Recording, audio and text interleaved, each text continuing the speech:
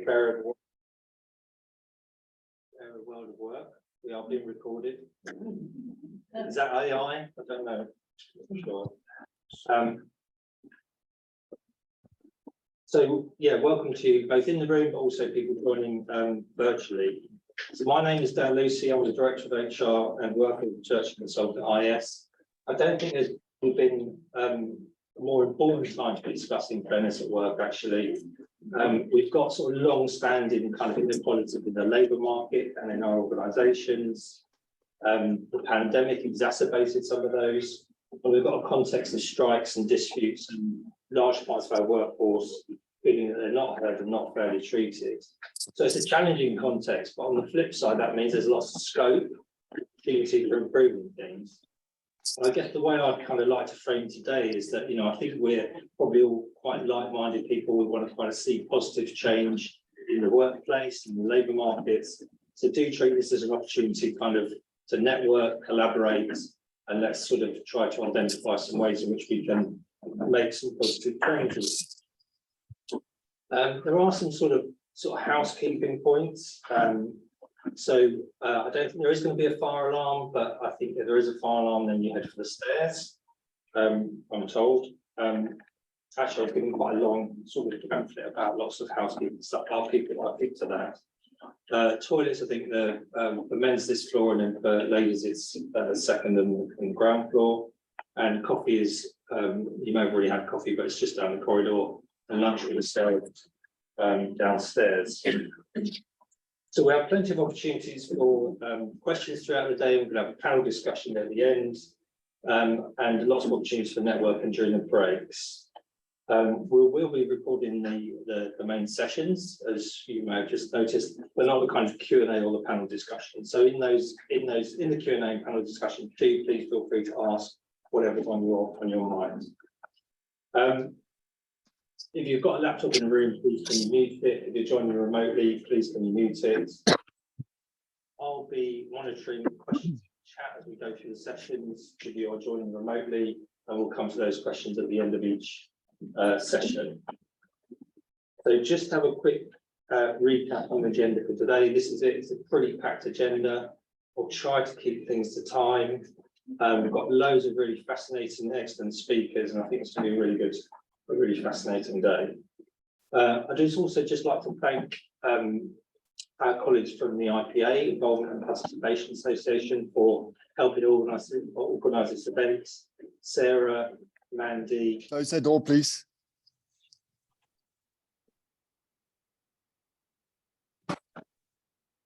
Lorraine, you've all been fantastic. So I think I'm keen to get on the agenda and hand over to our interview director, Tony Wilson, who's going to talk more about our relationship with the IPA going forwards and also set the context for the day. Brilliant. Thank you, Dan. Thanks so much for having me. And thank you all for coming. It's great to see so many people. And to pick up where Dan left off, it's great we're doing this in partnership with the IPA. And some of you, particularly people who follow the sector press at 8:45 in the morning, may have spotted this morning. We're also delighted to be able to announce that we'll be merging with the IPA from the 1st of May, which we at IES are really excited about. I know that colleagues at the IPA are as well. And we're really looking forward to working together. So this means that the IPA will be joining the IES team. They'll be continuing as with operational independence, but we'll be delighted that Nita will be joining our management team, and a number of IPA trustees will be joining our trustee board at IES. And this is really exciting news for us, because I think we work on similar areas, but with complementary strengths and often with different organisations. But also what shone through since we started talking to the IPA about the possibilities of working closer together and potentially merging in the future, which was actually before the pandemic. It's been such a disruptive few years, and now we finally got to the point where we're able to do it. Well, the thing that has shone through since then is that we're both organisations and we both have staff teams that are really committed to trying to make work better, make it more inclusive, more rewarding, more supportive of economic and social inclusion and recovery. And we're hoping that, I really hope that today will exemplify why this is such a good idea and give you the opportunity to think about these issues around fairness at work, perhaps with a different lens and to speak to colleagues around the table from organisations maybe that we don't often get the chance to speak to and take different perspectives. But we'll see. We'll get the feedback at the end of the day. You can tell us what you think. So we're really excited to be able to announce that and to be working together. So I'm just going to kick us off by talking a bit about fairness at work, and more broadly, I suppose, to set the scene about where we are in the labour market now and what some of those challenges are around fairness in the future. Thanks, Tony. That was brilliant. So that's Dan has to say that. Yeah, I have to say that. Yeah. Well, I would say it anyway. That's probably like the fifth or sixth time I've heard it. I still like it. You know, that was a brilliant sort of context end of the day. I think because we're nudging up against time, we're just going to move straight on to the next speaker. I think if you've got questions for Tony, perhaps grab him in a coffee time. We've had a few technical issues which has kind of affected the experience of the virtual people who haven't been able to see the slides. So I think we'll just move on to the next speaker, which is Duncan Brown. We'll take any questions while I wait for Duncan to come on. Should we do that? Any questions or comments? Tony, on the litigations you talked about right at the end, what do you think that technological changes? I mean, I know this is a question that's been asked since the Stone Age, but do you think that they're going to be technological changes which might act as some mitigations in terms of the issues that you've identified? What do you think? Yes, I think if we have sort of active policies to try to capture those benefits too, and I think that's sort of been I used the phrase earlier, like skills bias, technological change, which is a really sort of dry, complicated, actually academic. I'm not an academic. It's an academic phrase which kind of describes how technology over the last 30 years has really revolutionised work. It was about how AI might lead to all these jobs being lost. If anything's changed work in the last 30 years, it's been personal computing. It's been the move towards us working at desks with computers. That has been like truly revolutionary, and it's a massively disruptive effect. And we didn't particularly prepare for that, and we coped with the consequences. But those sorts of changes do create inequalities. They widen inequalities, particularly between people who've got those more sort of professional skills and those who've got those who may not have those, who may have worked previously in some of the more like clerical jobs that might have that have been automated out of business. And I think kind of technology through history has had those sorts of effects. It can significantly widen inequalities in access to employment and experience of employment, and in pay growth as well is a really good example as well, which Duncan probably talked about. So we do need more active measures to address that, which I think what those look like. A much more active focus on investing in adult learning and skills is probably the most important thing we can do. We just don't spend an enormous amount of money, and the money we do spend tends to be focused on apprenticeships, which is quite biased in itself, and it's a lot of investment often in a relatively small number of people. So we have to kind of break out of that. But I think we also have to think about what some of those expectations are around things like retraining, where people lose their jobs, for example, but also around how we can improve, how technology can act in our favour as well in helping people to identify future skills needs. There's been a lot of really good work done in government and outside it, particularly in government, around opening up labour market information to enable better kind of career planning and using AI and machine learning to try to better understand how trends in job vacancies, for example, will affect future demands and how that's affected spatially as well. So we do have, I think, there's a few things. There's things we can do in how we spend money and things we invest in, but also how we build more resilient workforce and how we support employers. What do you think, Lisa? Well, I don't know. I'm old enough to remember the concept of flex security. Yes. Which certainly many European countries did pioneer. So the fear of losing your job was mitigated because you knew that there was going to be opportunities for retraining and for re-entry into the labour market. And so therefore the idea was that the kind of fear factor, which I know so many people have about losing their job, would not totally be taken away, but there would be a process which would allow you to reskill and re-enter the labour market. It's quite a complex thing to do. It sounds simple when you say it, but actually in policy terms it's quite complex. But certainly in the EU, it was something that helped hugely, for example, in Germany and France, because it made re-entry, or in fact, I suppose it is, re-entry into the labour market much less anxiety-making and painful. But I think the problem we have at the moment is that there's very little central thrust and pulling together of all of these problems. I mean, I'm sure we all recognise exactly what, what Tony was saying, but I guess my question is, well, who in government is putting this knitting back together again? Where's the policy happening? On the back of that, do you think the Taylor report, Good Work for All, has been forgotten, or is staff still working on that? Yes. So is there any way of reigniting that excitement that came out of the Good Work for All report? Very good question. Absolutely. No, it has, and I'll come back to that point as well. Yeah. Thank you, Tony. David notes I'm wearing my IPA board member hat today. I think, just picking up Nita's point, you're right about flexicurity, but the significant difference, or one of the most significant differences between the UK and the Nordics, is that when you lose your job, the state will step in and give you between 60 and 80% of your income. So the risk of a financial loss is there when you retrain, but you think about what replacement rates are in the UK, what are they now today? It's nothing like that. No, it's about 6. Yeah. Yeah, precisely. So unless you were to increase UC significantly, you couldn't build the flexicurity system. And on Taylor, I think it has largely been forgotten. But I think while the diagnosis in Taylor was very well judged, the policy prescriptions were a little feeble when measured against the dimensions of the problem. And speaking politically for a moment, I don't think we're going to see any significant shift unless there's a change of government.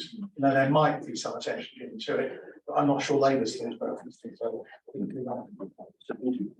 Yeah, that's only a vaguely political point. Because I think part of the issue here is, as much as anything, is that the Conservative Party haven't had the kind of the space and haven't seemed to have the inclination to really think big thoughts about what will come in the future Parliament. They're very focused on how we repair where we are now. I was going to say, I mean, the Labour Party have published a kind of a greenish white paper around employment security, employment regulation, which has some really important points in it, which will partly address some of the, not all, but some of the things in the Taylor review, and in some cases go a bit further.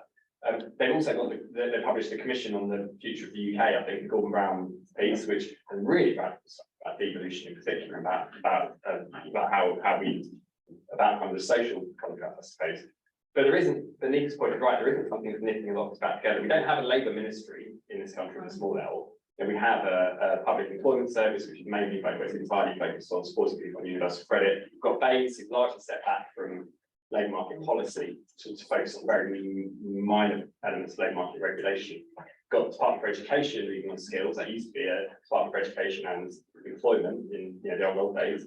And we've got a Ministry of Levelling Up, which is looking at economic development. We've got the Cabinet Office trying to knit some of this together. We've got the Treasury as well. We've got five different, did I count 5 or 6? 5 different departments who each have really fundamental responsibilities around employment and the labour market. So I think one of the questions, I'm not sure Labour involved enough into this either, actually, should we have a Labour ministry? I think this is such an important, I would say this wouldn't I spent 25 years working in employment stuff, but I think this is going to be really, I think it'll be even more important in the next Parliament than it's been in the last few years, about how we can make work better, more inclusive, and how we can harness kind of employment as a driver of growth, as well as productivity and investment and education and other factors. So we're going to square Tony. Right, well, there you go. I've gone on for long enough. Duncan will have using this too. I'm certain. Great, thank you. Thank you, Duncan. So your time has, been, shortened a bit, but we'll hand over to you, straight over to you, please.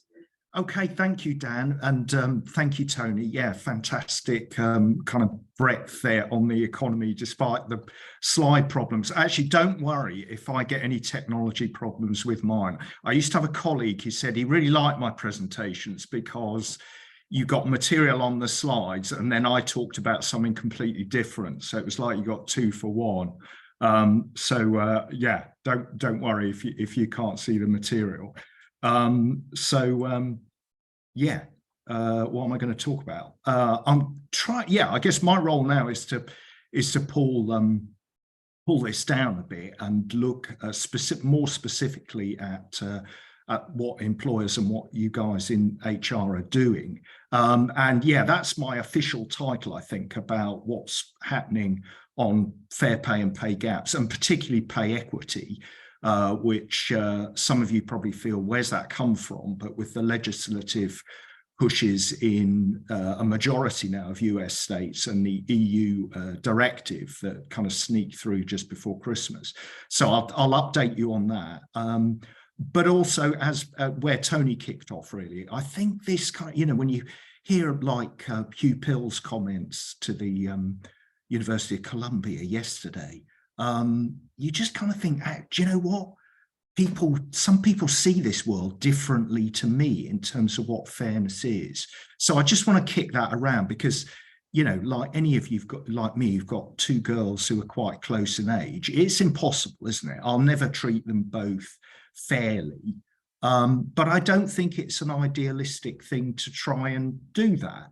And you could certainly treat them more or less fairly. And I think that that's probably my experience of 30 odd years with pay in organizations, is that, yeah, you'll never get everyone saying it's fair, but we can make it better. And certainly we can make it better at the moment.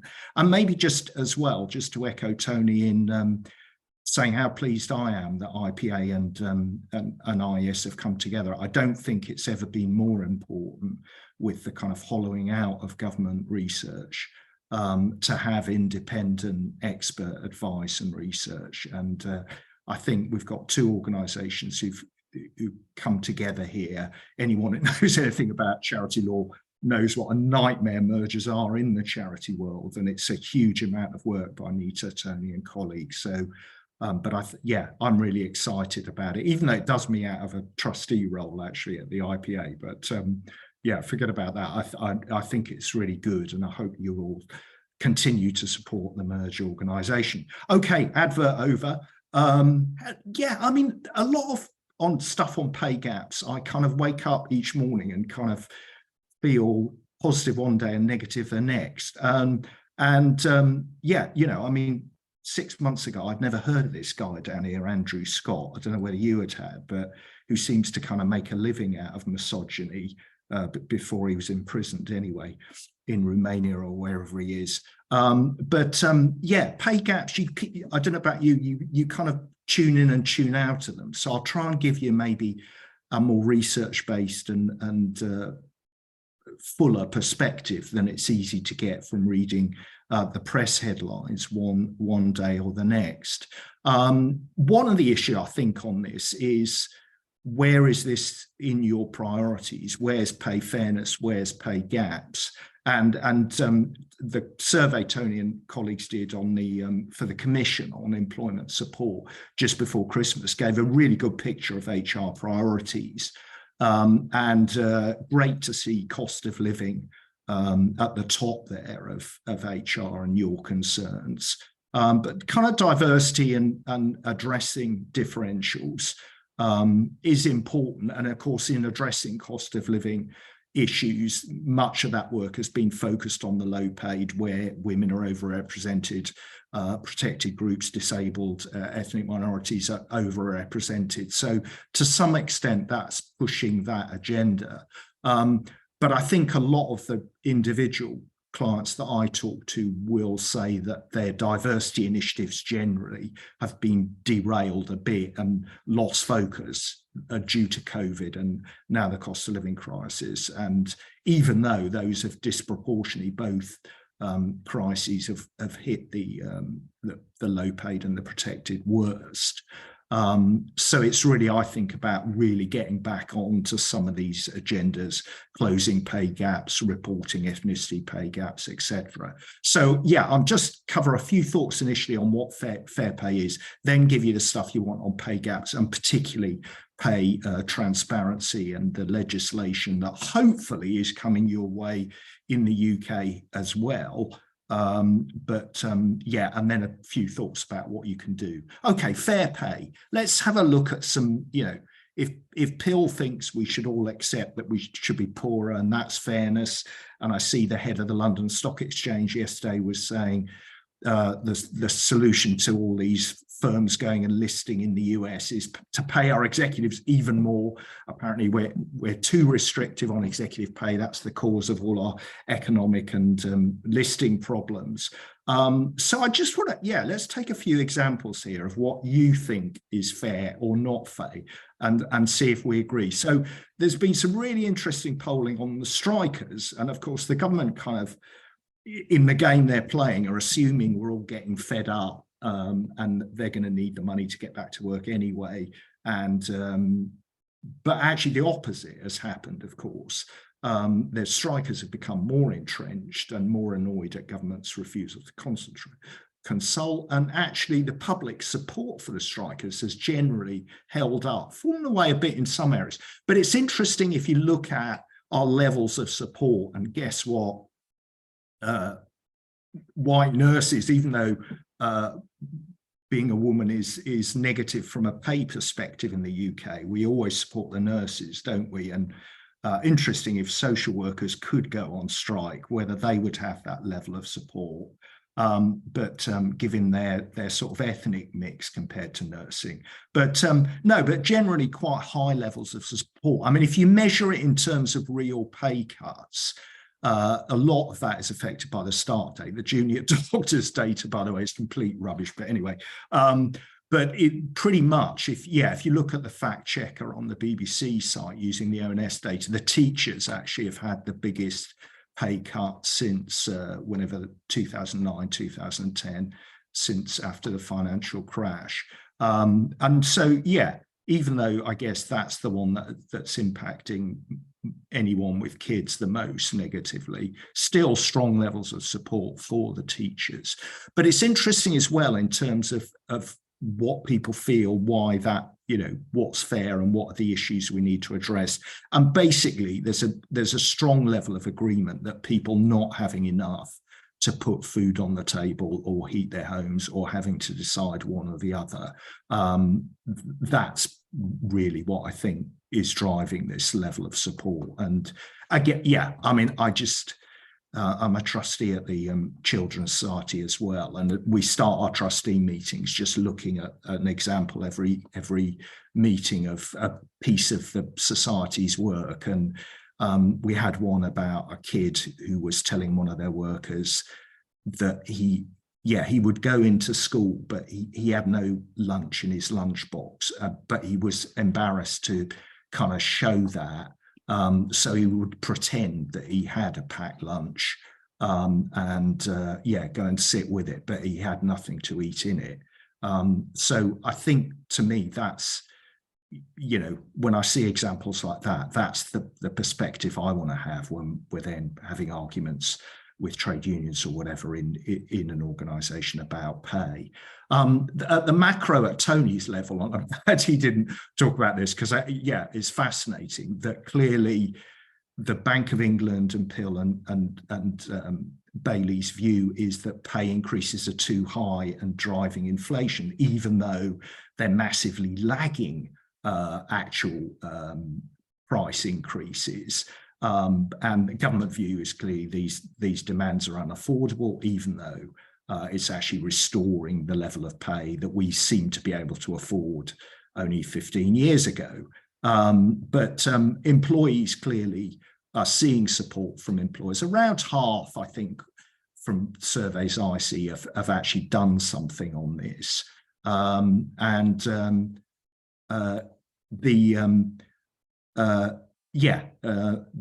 The context is that governments really, Macmillan made a statement in 1962 in the Commons, which really said, despite the welfare state, employers had still continue to have a major responsibility. And I think certainly all of you in the room would accept that, but maybe IES and IPA aren't working for the P&Os or whoever who need this message. You know, Bailey's argument is that if you give pay high awards, you're driving stagnation. And some employers would say, well, should the state cover this? Tony will know better than me, but I think the evidence on stagflation is complete rubbish. But anyway, let Tony is more expert on that than me. But I think, you know, the question of whether or not to respond in the way that about half of employers have with cost of living payments or financial wellbeing support or whatever.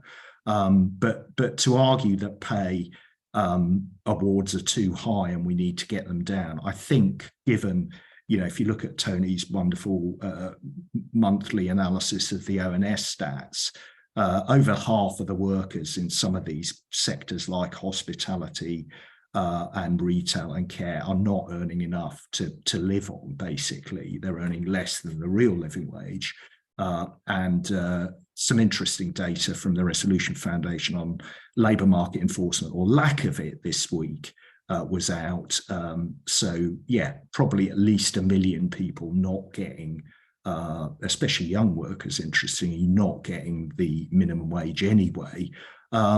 You know, it really says to me, is that the situation we want? And when pay anyway, whereas the Governor of the Bank of England and Hunt will talk about the worry about the 6.5% increase, when the real pay cut, because it's much lower than inflation, is 3%. 3% a year. We're cutting people's standard of living. And if you think if you're not earning enough to earn for a living wage anyway, yeah, I think we don't agree with that. The IFS data out earlier this year basically suggested that the average paid employee in the UK is 13,000 worse off than they would be if that we'd followed the trend of post-war over the last since 2008. Yeah, also, what about price increases? McDonald's talking in their release to shareholders this week about strategic price increases. Unilever, I think their average price increase globally was 13% over the last, whatever it was, 6 months. I don't see pay going up 13%. So I think this, yeah, I don't know whether you've seen this term, greedflation, about employers retaining. I mean, profit margins until the start of the year certainly were very healthy. So I think the question of, you know, what share are employees getting of those profits is still a very real one. And of course, in COVID, everyone said we're all in this together. The reality was some execs took pay cuts equivalent to furlough, most of them didn't, and most of those cuts had been restored within 12 months.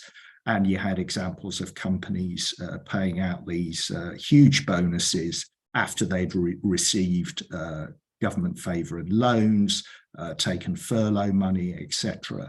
So yeah, from a pay sense, we are not all in this together in your typical UK PLC. And guess what? Executive pay, while the productivity hasn't recovered and we're still on that low trend of the 2010s, executive pay has certainly recovered. We're back over an average of 4 million for chief execs in the FTSE.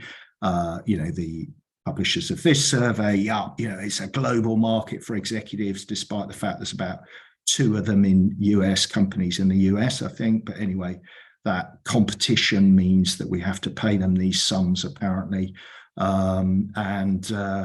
Yeah, I mean, it's great. You know, bonuses are paying out well over target levels, long-term incentives, which if you were lucky enough to get some during COVID when share prices were low, you're getting really good payouts on those.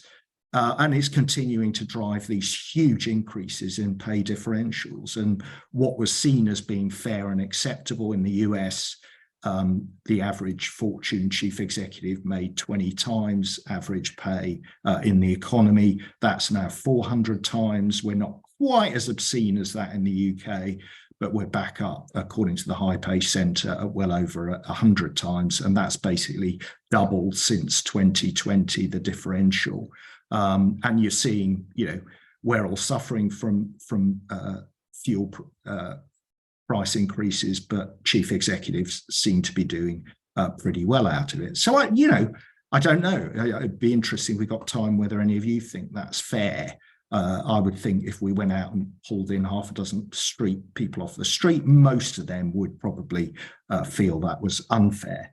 I haven't got time, but you have a look at this stuff on care workers, where basically what's happened there, that they've benefited the vast majority on the minimum wage, huge skill shortages. The government has put in a bonus, which sounds a lot, of £500 million to try and address the recruitment retention. It works out about £300 as a recruitment and retention bonus per person if what's been paid, and you can earn 3k more to go and work at Amazon warehouse up the road. So probably not very effective. And the King's Fund reckoned for £2 billion, about £2 billion now, you could move them all on to all care workers. Of course, the vast majority are privately employed now. You could put all of them onto the NHS agenda for change for about £2 billion, or pay them all the real living wage for about 400 million, which I would suggest would be a really good investment. But these issues I accept are not fair.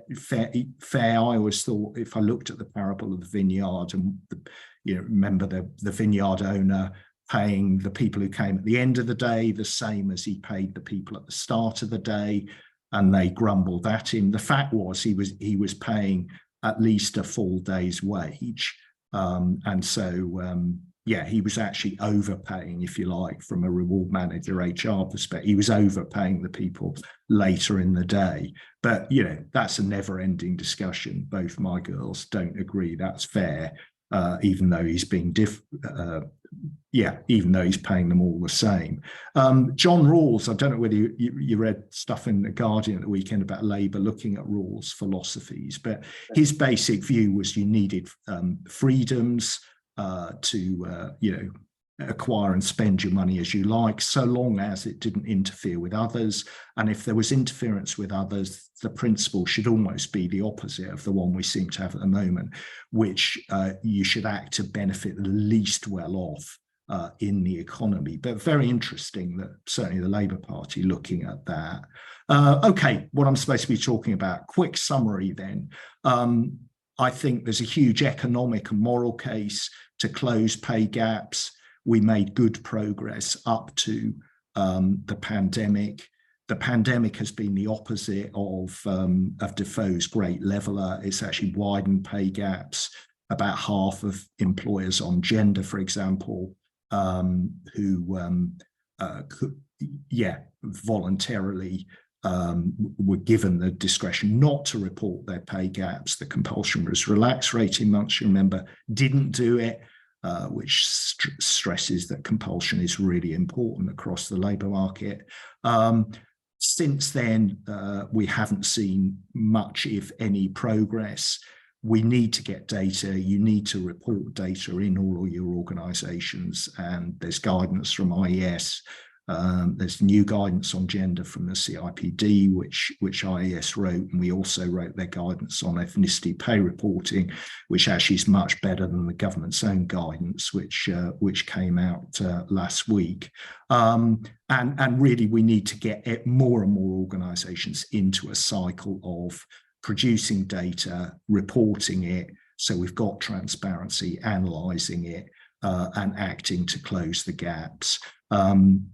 There's a lot of evidence, and really interesting IES paper at the start of the year on has HR failed on diversity. Certainly the impact on gender gaps and probably all the others, including ethnicity, has been negative, unfortunately, since COVID struck. So we really need to get the gaps back on the agenda, and HR and employers and boards really acting on it.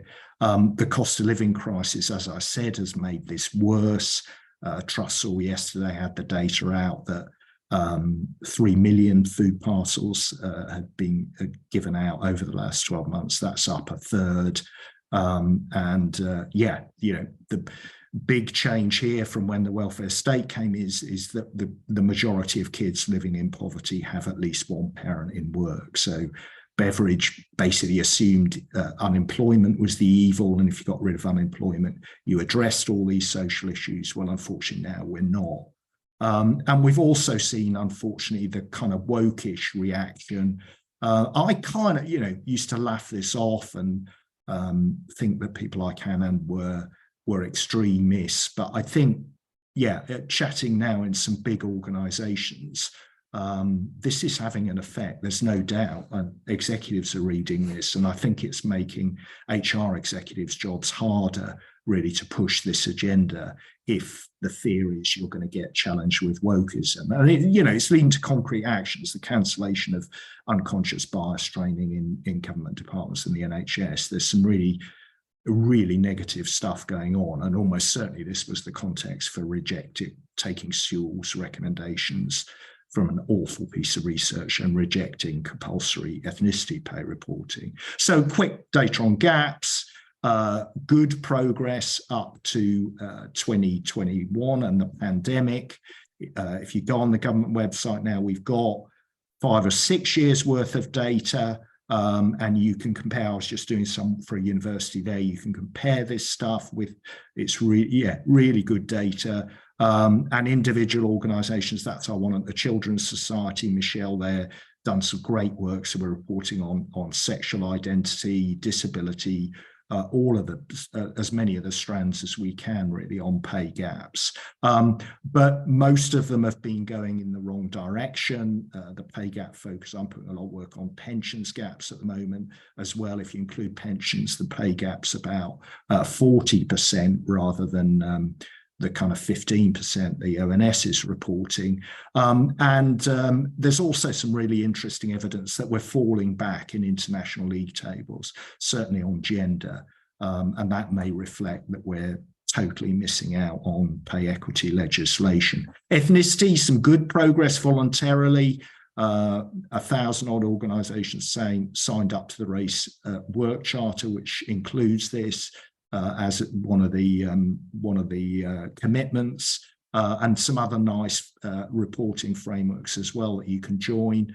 But the gaps are wide for the majority of groups. The overall kind of 4% average is basically just some of the high groups, like some of the Asian categories, paid higher than white males. The majority continue to be paid below. And we know why that is as well. We know the factors contributing to that. The ONS model explains over half the gap. HR is doing unconscious bias training. That's the overwhelmingly most common initiative. And unfortunately, most of the evidence is on its own. That's not going to close the gaps, either the representation or the pay gaps. We've got a lot of IES research. The best study, probably that one we did for the EHRC. And it basically says it's a broad range of initiatives across the whole employment and HR space, debiasing recruitment, providing internal development, flexible working, or obviously a biggie a lot of you will have done work on. And all of those areas really over a sustained period is what's going to close your pay gaps. I'll talk about ethnicity afterwards, but let me come on to transparency quickly, because this agenda, it's kind of sneaked up that we're lagging the US, I think is a real statement about where we are in the UK on employment and employment regulation at the moment. So getting on for half of US states either have or are planning to put in material requirements on corporates, in some cases all employers, on reporting. They vary quite a lot, but most of them include two elements. One is, as New York put in at the turn of the year, is publishing a pay range for every job ad you put out. And the second are salary history discussion bands. So you can't require people to disclose their current salary when you're hiring them. There's some really interesting research on the early ones that have been done, which basically say the wage gap narrows in the states that have implemented these this legislation. Early is the wage gap narrows. Interestingly, now you've got the debate over there: is this through women's pay going up or men's pay going down, which shows it's having an effect. Some mixed views and research on that. And you've had other companies reacting and putting in policies right across the US, not all the states that, not only the states that are covered, but some have tried transparency and got a kickback like Netflix and stepped back. And then the European directive that, member states have got 3 years now to put in. Basically, similarly, you need pay transparency, a pay range, and salary history discussion bands, but quite a lot as well on strengthening equal pay requirements, with actually a view that 5% is the maximum acceptable gap, which most of the people at IES work with on this would affect it. And in the UK at the moment, have a look at that data, but broadly, we're poor on transparency and it's got worse. So if you look at annual report and accounts, very little in there about the workforce, never mind pay. And at Zuno, who do where we did the work with them on vacancies, they've got an annual trawl of data on this, which goes back a few years, and it's got worse. Fewer companies in the UK are disclosing their ads. Have a look at those. There's some interesting, though, external examples of organisations who are now publishing a lot of data, and some organisations like the Equality Trust who are pulling together this data. So for the FTSE 100, if you go and have a look at their site, you can see that they've got a whole range of the gender pay gap, ethnicity pay gaps, internal pay ratio analysis. It's really quite interesting. So you're getting a much better picture of fairness. And fairness for me, as well as your pay gaps, we're seeing strengthened job evaluation, which is great, much more attention to the living wage, and Living Wage Foundation doing some great stuff, a new international comparison to help you if you're going after global living wage policies. IES done great work on pay progression. Haven't got time to talk about executive pay, but that needs massive reform. Employee ownership did get a boost from COVID, and that's wonderful. And you're seeing organisations like this almost following the compulsory model in New Zealand, and I think Labour have said that they would require fair pay contracts. So this is what Shell have got on their website about how they pay fairly. Okay, we've got the market pay and performance pay, but they're also committing to living wage. They're reporting on their ethnicity pay gaps and how they're addressing them with action plans. So we're seeing some real individual progress, even if the interaction with the government depresses the heck out of me. So I think, in summary, you should be thinking about where are pay gaps in your priority list as HR folk. What should we be doing to extend the reporting, and more importantly, take action to address this in the short, medium and long term? And a lot of our research basically says you need to go beyond unconscious bias training, look at blind recruitment processes, salary history bands, pay ranges on all of your job ads internally and externally, limiting line manager discretion, because there's good evidence that a lot of bias can come in there, and really upping the ante on this, I think would be our conclusion. But it is a process. It's not going to happen overnight. So you need to keep going around that cycle of reporting, acting, monitoring, and you see the progress. It is, it's not an easy, but there are process, but there are some quick wins. And I think people often talk about fair pay as though it's some sort of, wonderful nirvana, but impossible. I think the solution that we saw Royal Mail and the CW, the deal, the union are recommending, so hopefully it'll be accepted. I thought it was very interesting that they finally ended this very bitter dispute. Basically with a profit share and lump sum payment, as well as a 10% deal. And I thought it was interesting that CWU said they had a real, it's not a nice, friendly situation, but even so, I thought, they said this deal shows post workers are trusted, respected people. We don't deserve the real term pay cuts we're still getting when shareholders rake it off our backs. But we welcome the deal as a recognition of the fact that workers create all of the Royal Mail's wealth. fair pay isn't perfect. You're never going to get everyone to say it's wonderful, but I think we can do a lot more, and people saying, I can live with that and it's fair. Thank you.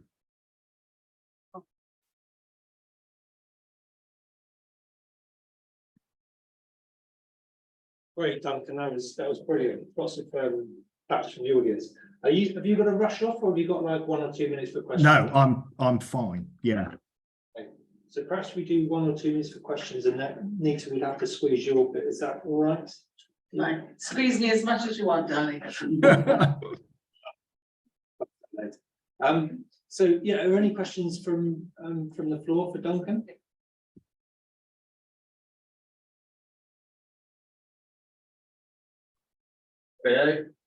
Hi, it's Graham Steele from IPA. I'm wondering what the consequence is going to be for the UK economy as we go farther forward as a result of the enormous changes taking place in pay gaps. Any of you who have ever been involved in any major project work which involves customer or public will know that you do your risk analysis, you get everything down right, it's just so, off it goes, and then the public does something you didn't expect, and it's useless. And I think we may be seeing a little bit of this here, because I think the government just thinks that people are going to behave as they always have to, no matter what it does around things like the pay agenda, and particularly young people. And it seems to me that young people especially are no longer willing to play the career game that most of us played in the past. And some of that is perhaps driven by whether they're well supported by the bank of mum and dad. One of the biggest differences between groups of young people now is those who are and those who are not. And do you think, Duncan, that we're going to see behaviours, not just from young people, but from workers in non-unionised workplaces, which will impact on the government's policy and perhaps force a change?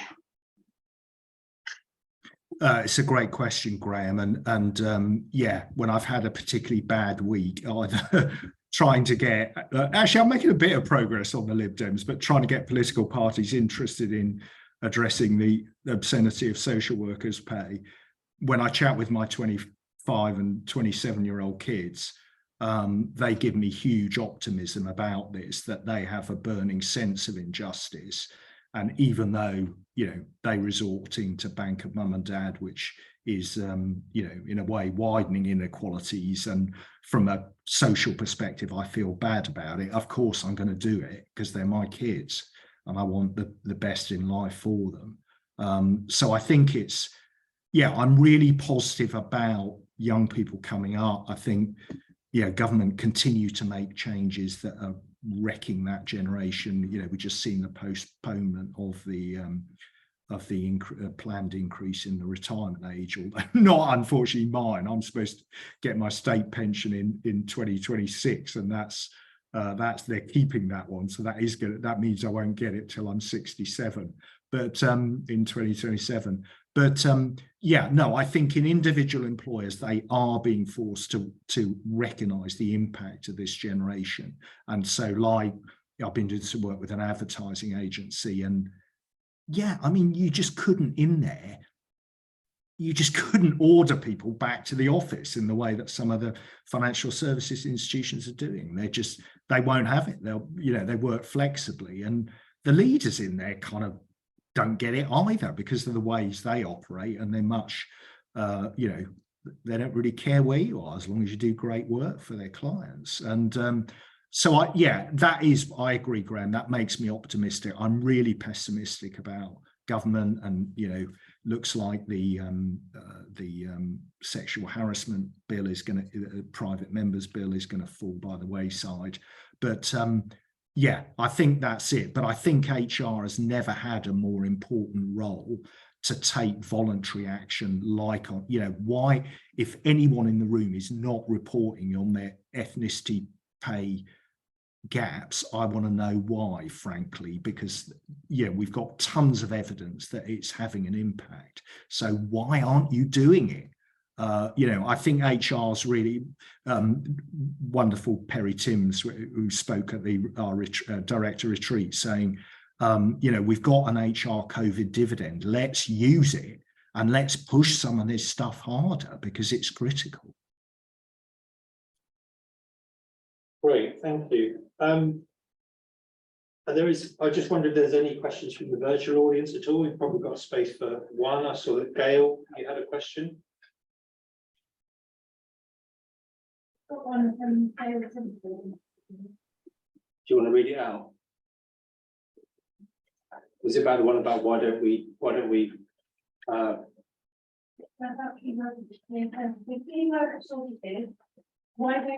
for nurses, doctors, teachers and social workers rather than keep paying top work using agencies and looking at international recruitment to deal with this? It seems a better long-term solution. Did you hear that, Duncan? No, Dan, could you repeat it for me? Sorry.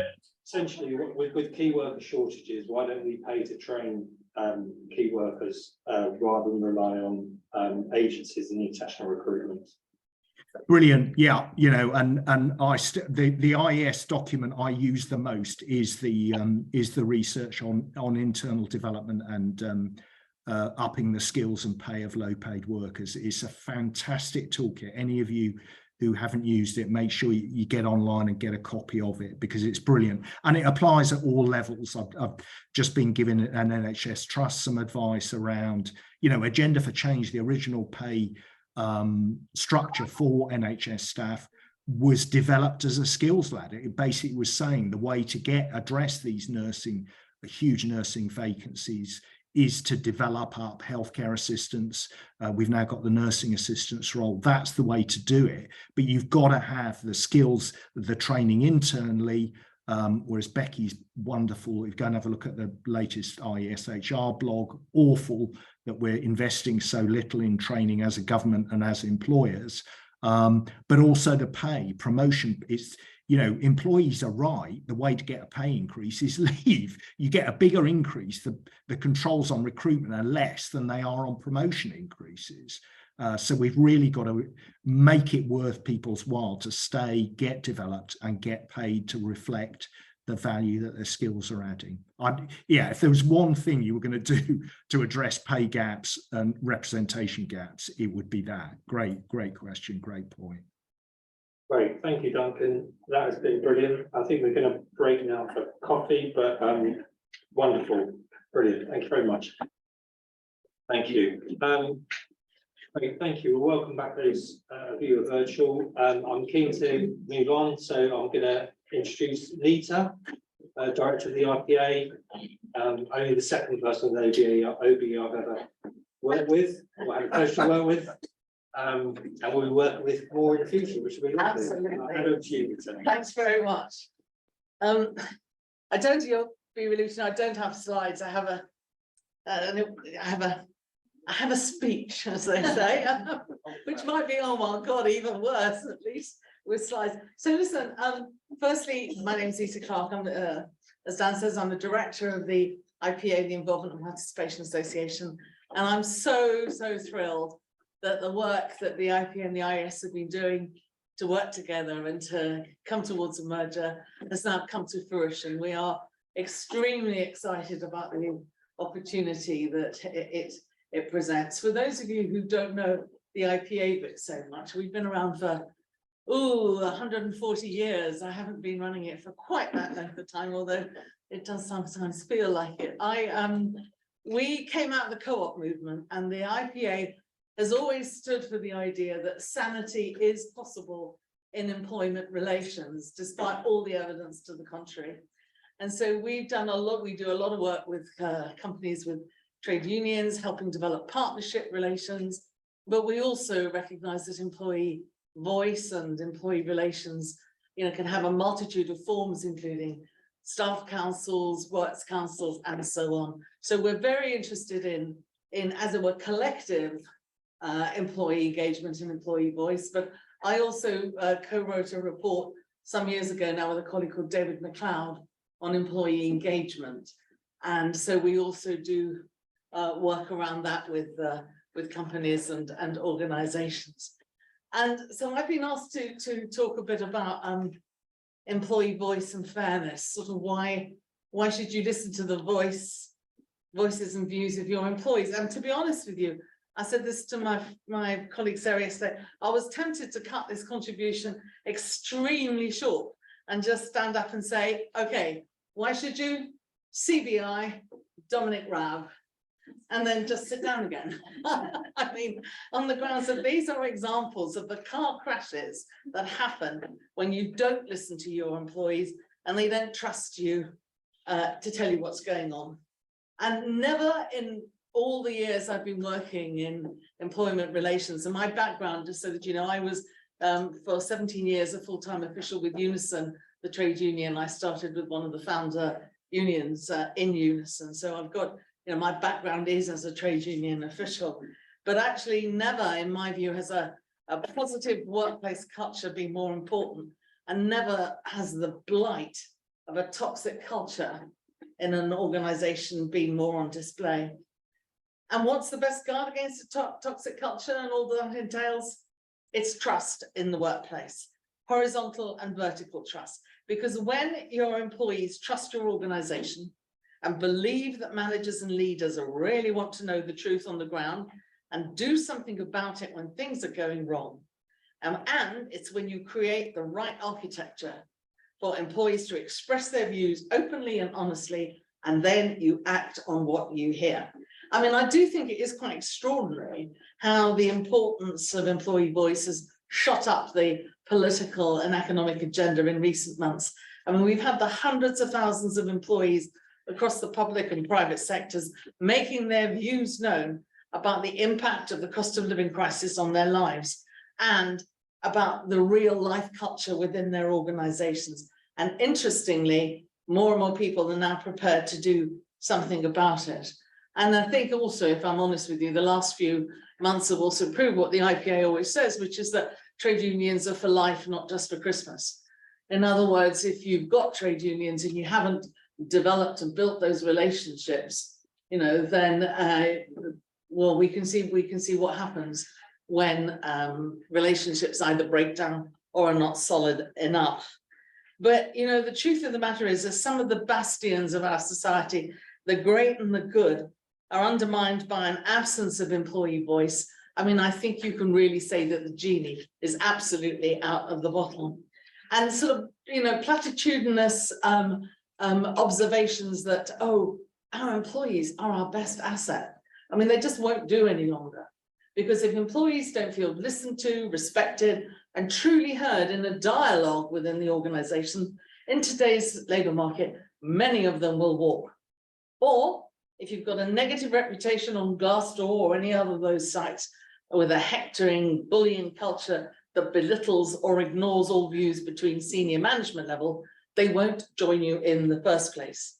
Now, leaders may not admit or recognize it, but employee voice is always present, always has been, around the water cooler or the equivalent, in-house WhatsApp groups and so on. I mean, I bet the laborers who were building the pyramids had some pretty graphic views about their overseers and indeed about the pharaoh. There's nothing new about the existence of employee voice. The issue is, do you value it?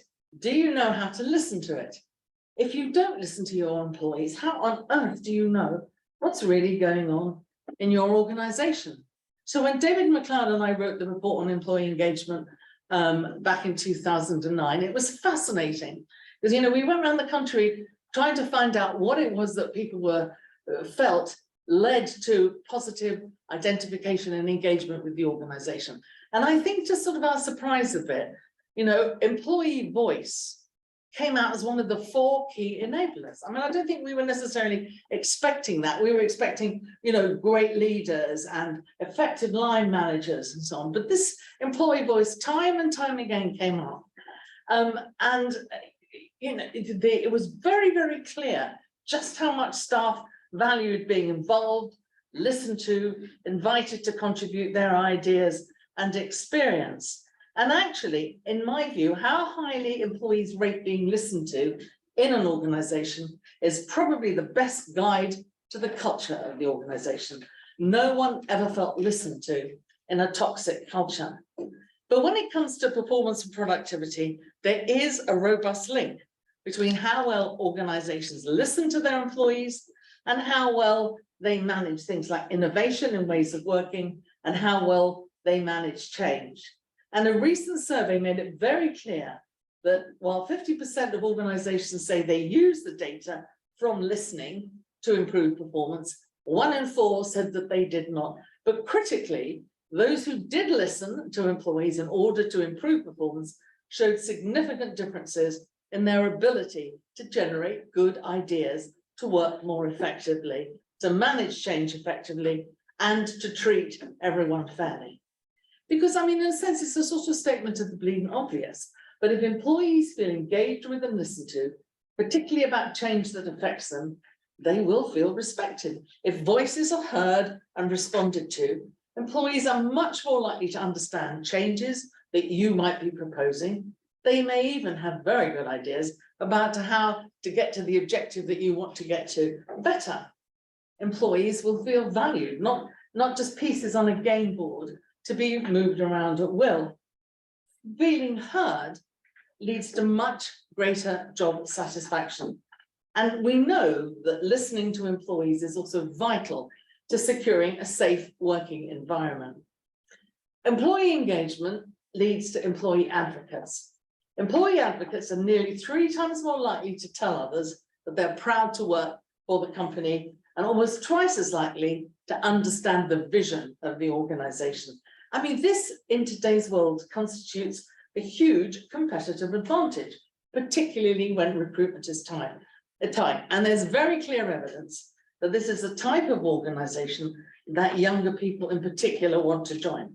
And of course, in a diverse workforce, it's important that all staff feel included and heard if their talents are to be used to the full.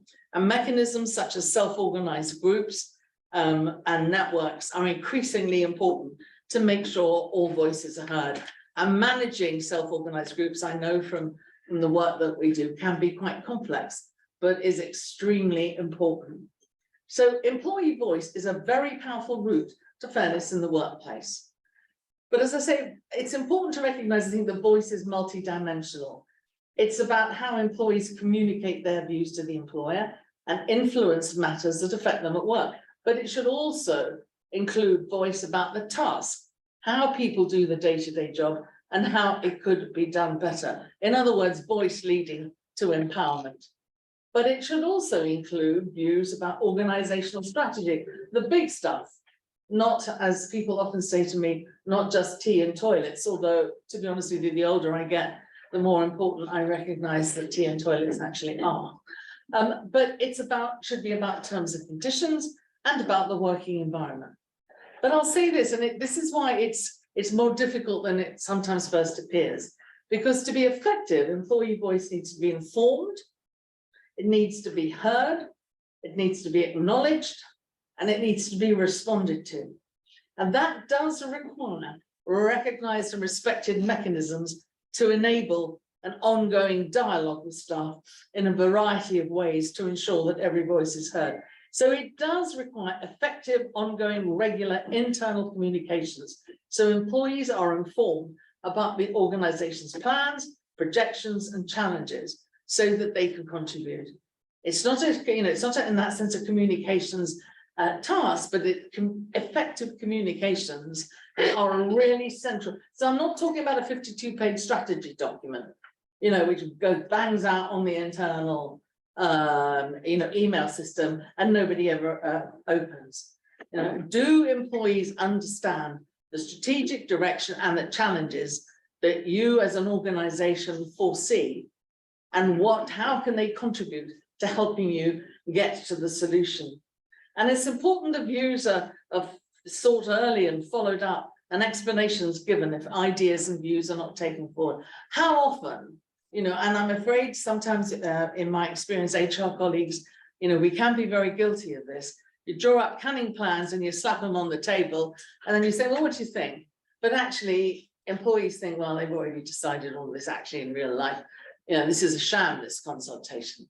Whereas if you did it a step earlier and actually got some input, You know, honestly, if you want to know how to do a job better, ask the person who's doing it.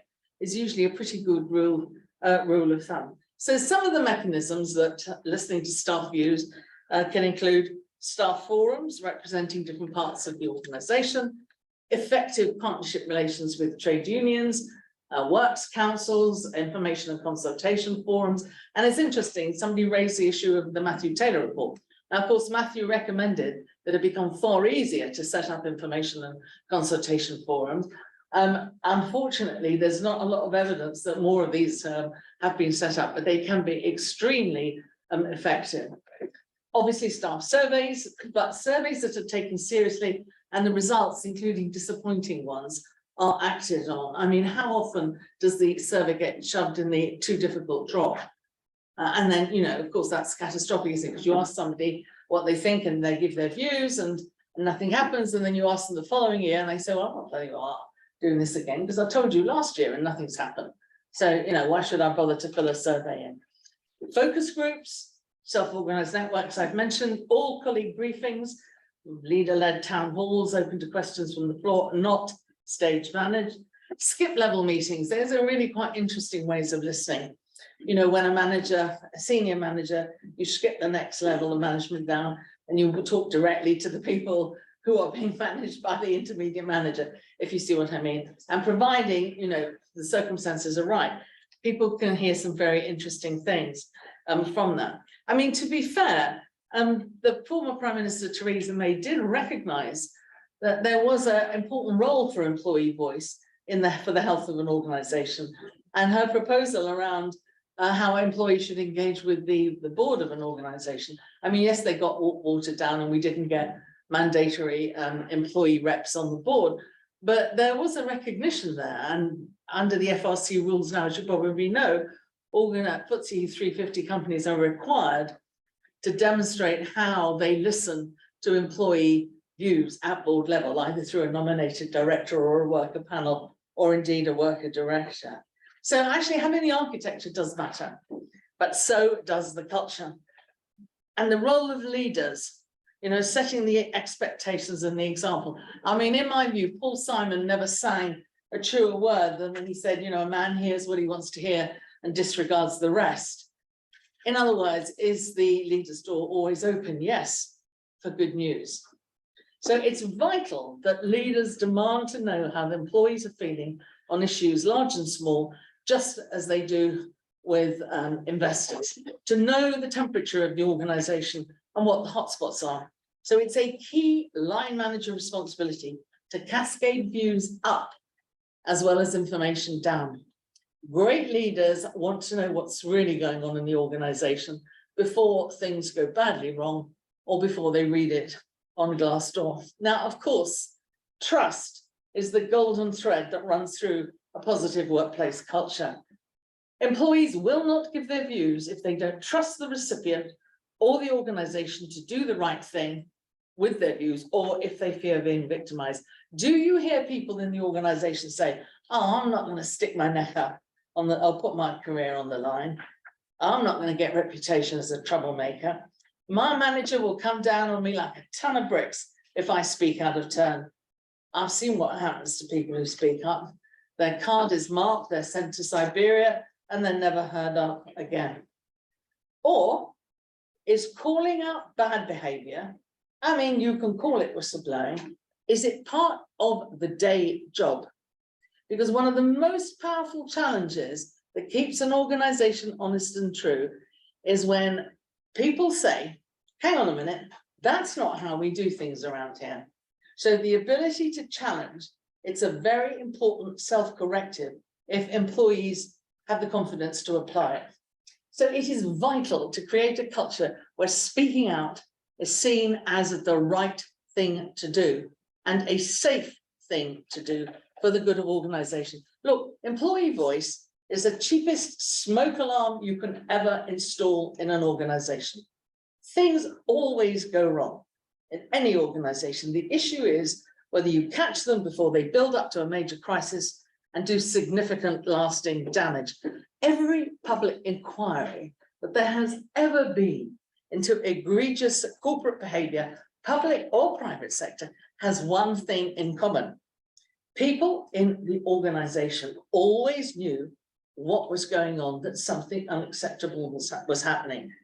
Now, either they shrugged their shoulders because that's the way things happen around here, or, and this is far more common, people were found to have been intimidated, bullied, they were too scared to speak up.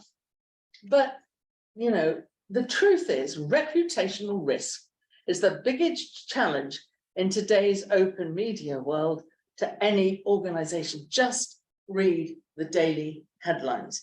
I mean, as I said already, this very month, we've been witnessed important private and public sector organizations being rocked by the disclosure of issues, which, if had been caught earlier, would have been dealt with. Your employees are the best canary in the coal mine there is. If they just shrug their shoulders when appalling behavior happens, or they feel too intimidated to speak up, the proverbial will hit the fan sooner or later. The greatest in the land and the most prestigious organizations can and will be felled by a lack of effective employee voice. And colleagues, it's a great deal cheaper than bringing in expensive lawyers or even more expensive PR gurus to try and clear up the mess after it's happened. As a leader, quite often said to me once, God gave us one voice but two ears for a reason. And he said, give your employees a damn good listening to and act on what you hear. And I thought that was really, really good advice. And, you know, it was struck me sort of, well, I suppose it's quite an important corrective, some of this, because as we proceed down the yellow brick road to Unicorn Britain, I mean, it may be employee voice will be one of the things that helps keep this country safe. Thank you. Of the organization, is it an expectation that managers at all levels will tell the truth upwards? You know, because this is my point about doors only being open for good news. If everybody is, there's a sort of culture of omerta, basically, because nobody wants to be the one to go, hey, I think you should know about it. Leaders and senior managers need to make it clear that whether it's a KPI, in other words, that people are actually judged financially on, but that it is a key performance indicator. Are we hearing what the troops on the ground are thinking and feeling? Are we hearing it? Because if it's clear that basically the organization doesn't really want to, you know, doesn't want to hear the bad news. But I think one of the things that boards certainly in publicly quoted companies are much more aware about this reputational risk point, which is why, you know, quite a lot have gone down this route of a non-executive director, you know, responsible for reporting to the board what a workplace feeling is. Now, you know, we can have views about whether that's the most effective route or not. But if you look at some of the annual reports, and Patrick at the back, I did some very interesting work looking at what organizations were doing. I mean, some were developing some real mechanisms for the NED to go around to talk to different groups, to talk to unions or staff councils or whatever, if there was formal architecture. But we need to create the expectation, because we need to keep reminding people, if you don't do this, it's dangerous. It's a risk. It's the biggest risk to the organization now, isn't it? I mean, public or private, what is the biggest risk? It is if you're in the third sector, wherever you are, the biggest risk is to reputation. You know, and there's not that many ways of guarding against it, but the key one is making it safe and almost a requirement for people to tell you in the organization to tell you the truth. But I agree with you, it is difficult because we are not brought up in this country. Our corporate culture is telling down, you know, managing down much more than feeding up, and that's a challenge. David. A nice easy one. Oh. You- David and I have known each other since we were very, very young striplings, and you were working at the TUC, weren't you? And I was working for. I had no grey hair. And I have more hair. So you talked about architecture and culture, yeah. And I agree that they are interdependent. But most of the initiatives that we talk about in the UK are ad hoc, informal, not mandated by law. And I'm just recalling that their review of the information and consultation implementation in the UK had a comparison with what happens elsewhere in the EU. Yeah. John Purcell and Mark Hall identified that the strongest predictor of practical employee participation was the level of employee participation mandated by law. So therefore, in the UK, won't it be difficult to make progress unless we have a proper architecture of rights for workers? Well, not just to be informed and consulted, but also to be trained and to be able to seek expert advice to interpret whatever information the employer has given you. And isn't it also important for there to be a much higher level of transparency in reporting than that currently required by the FRC? Despite all the limited progress that's been made, it isn't enough. So I agree. No, I agree with both of those. The issue is, you know, there's always a great deal of resistance at government level, including when Labour was in government, to, as it were, impose regulations on businesses as to how they need to operate. One of the disappointing things, in my view, around information and consultation, I mean, had there been I mean, it fell with Theresa. I mean, that was part of the problem. It was part of the agenda of Theresa May, and then when she went, it fell by the wayside. Part of the problem is that people aren't aware of what their rights are under information consultation. In any workplace, I don't want to say the figures because I might get them wrong, but it only broadly takes 2% of the workforce to request an information and consultation machinery, and the employer has to, broadly speaking, the employer has to give it. Now, I agree with David, information and consultation in and of itself is not sufficient, but it's a start. I mean, can people in the room, can you put your hand in your heart and say, I think that actually, you know, we've got the right mechanisms for informing and consulting, because there's, you know, information is one thing, consultation is a bit more. It's not negotiation, but it does mean that you have to have a dialogue. You can't have consultation without dialogue.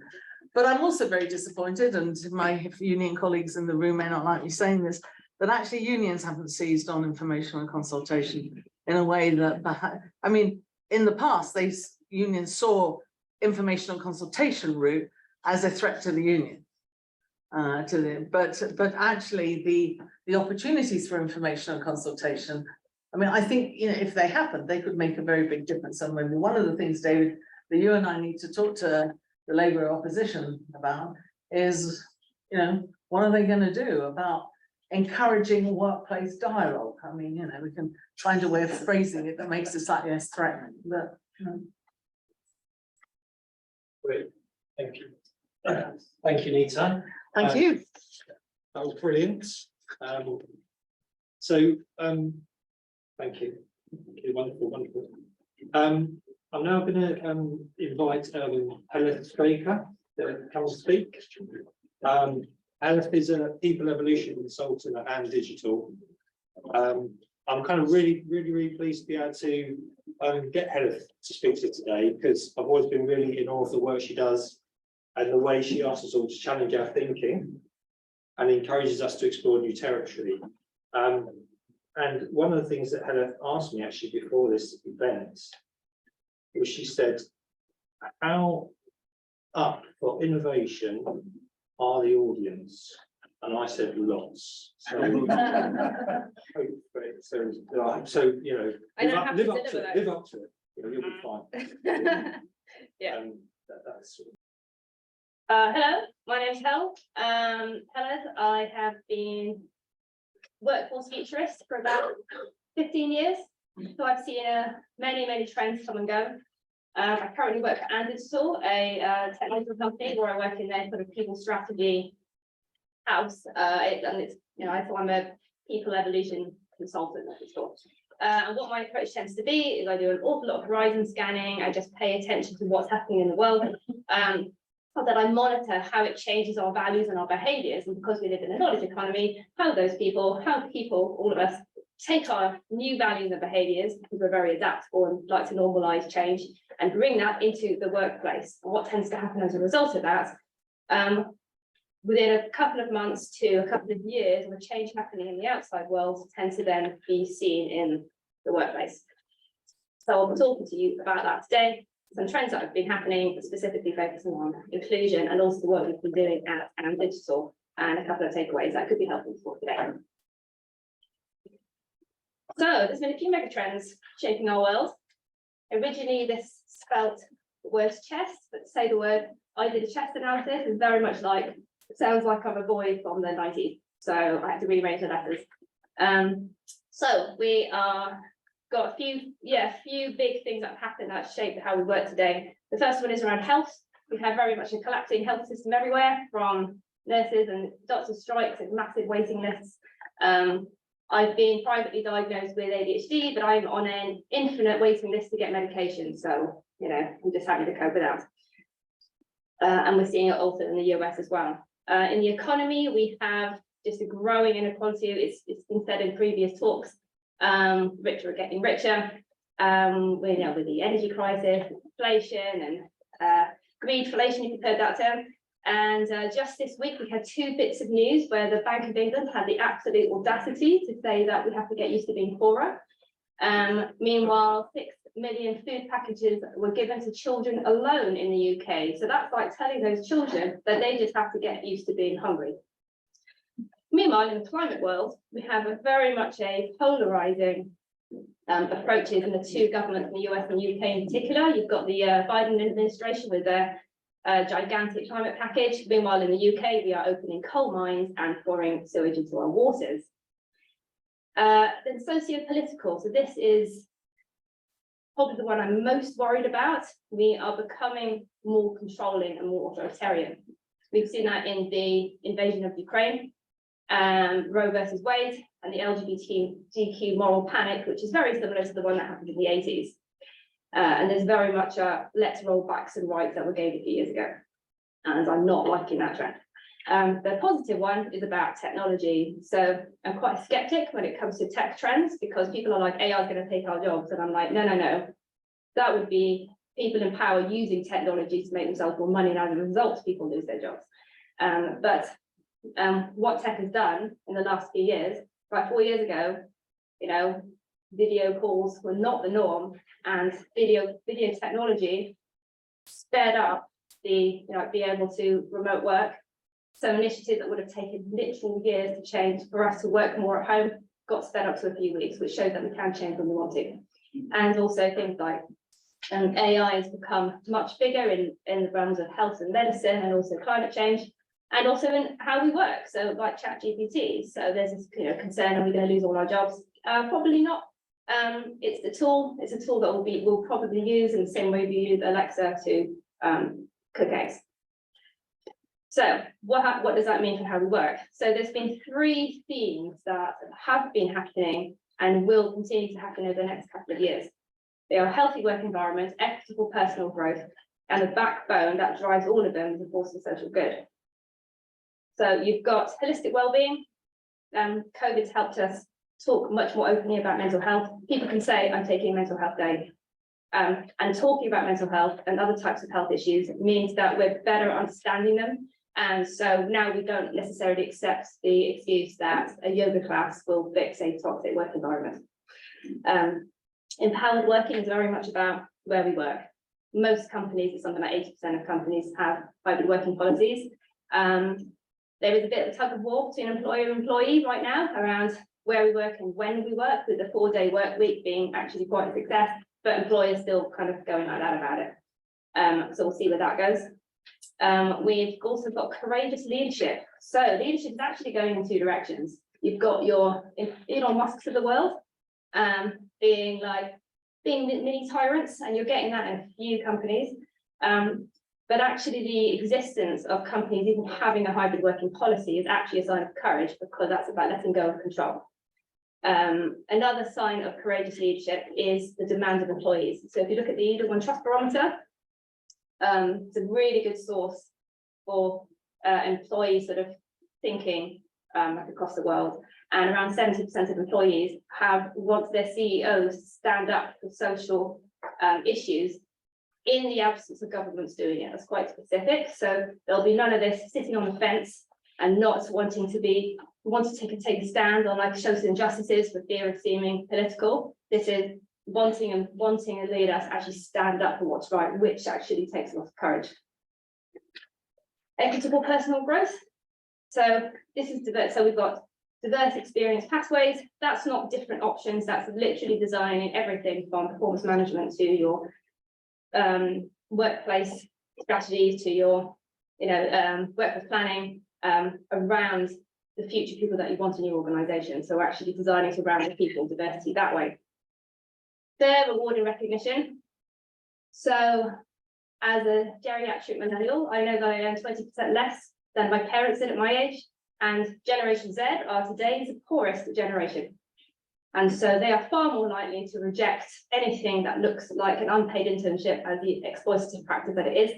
And they are demanding fair reward. Top of the list of young people today is they want pay. Doesn't mean they stop because they're greedy, it's because they're lower down the Maslow's hierarchy. And skills evolution. So this isn't about learning a whole new discipline. This is about using everything around us to work differently. So COVID, my partner learned to bake bread, but that lasted like 6 months. But what has stuck is learning how to use video technology to build trust with our colleagues. There's this belief that, we don't have, culture's been destroyed because we're not in the office. Culture doesn't live in a building. It's where the people are. And therefore, if we use technology to connect to each other, you just have to change the idea of what culture is. And that requires a bit of skills evolution. And then the backbone is around social impact. So all of these things need to be within anything that is designed from a people perspective. So social impact design. Let's say you're consolidating your office buildings to save money and encourage more empowered working. Most buildings today, modern buildings today, are sustainable and acceptable in, as standard. That's something to consider. That's pretty important. With hybrid culture, you need to think about, like, if I'm a leader, how do I build trust in my employees when I can't see them all the time? How do we fairly recognise and reward employees if they're not in the office? Like it's really kind of starting to connect these dots like that. And the one in the middle, which is the most important one, which is the one I'm talking about today, is structural inclusion. Everything must be designed. Everything, I can't overstate it enough, has to be designed from the perspective of inclusion, designing things around people. I can talk about how now. So we're going to take a step back and talk about how the inclusion narrative has evolved. So, if you can see that. So, the narrative around voices and maturity, talk around diversity and inclusion, tends to update and change when big things happen in the world. The three big things that have happened in the last few years have been Trump and Brexit, COVID, and then post-COVID. Trump had immediate effect, obviously, going out of his way to ruin the lives of people that weren't straight, rich, white, old men, from the trans military ban to the very fine people of Charlottesville. And then Brexit, where because it was drawn out, the impact of it has also been drawn out. And, the Rwanda deportations and the normalisation of like racist thinking in the government has been in part caused by Brexit. But then within COVID, the public kind of stifling of like lockdowns created a little bit of a tinder, like to kindle a spark of change. So despite hundreds upon hundreds of Black people being killed by police in the US, it was George Floyd, the killing of George Floyd, that was what set things off, and it suddenly accelerated the Black Lives Matter movement. While meanwhile in the UK, we had the rape and murder of Sarah Everard, and that really brought to the public consciousness that other individuals might not be racist and sexist, but your institution can be. And while the current head of the Met Police refuses to use the word for fear of being political, not necessarily a courageous leader, he's really shown himself to be a bit of a dinosaur, because we can now see that a lot of some of our institutions are a bit bigoted. And then finally, 2022 onwards, what tends to happen after people's power has been taken away, particularly if those people are already powerful, is they tend to do a bit of a land grab. So we've had Roe versus Wade and the anti-abortion rhetoric. You know, that's a combination of a bunch of very old-fashioned men wanting to take control and picking people who can't fight back. And that's also been a reaction to, like, in part, the Me Too movement. Because what happens is when you have a marginalised group that gains some rights, there tends to be an opportunity later on to be a bit of a backlash, and it can be right afterwards or it can be a few years later. And that's an example of that.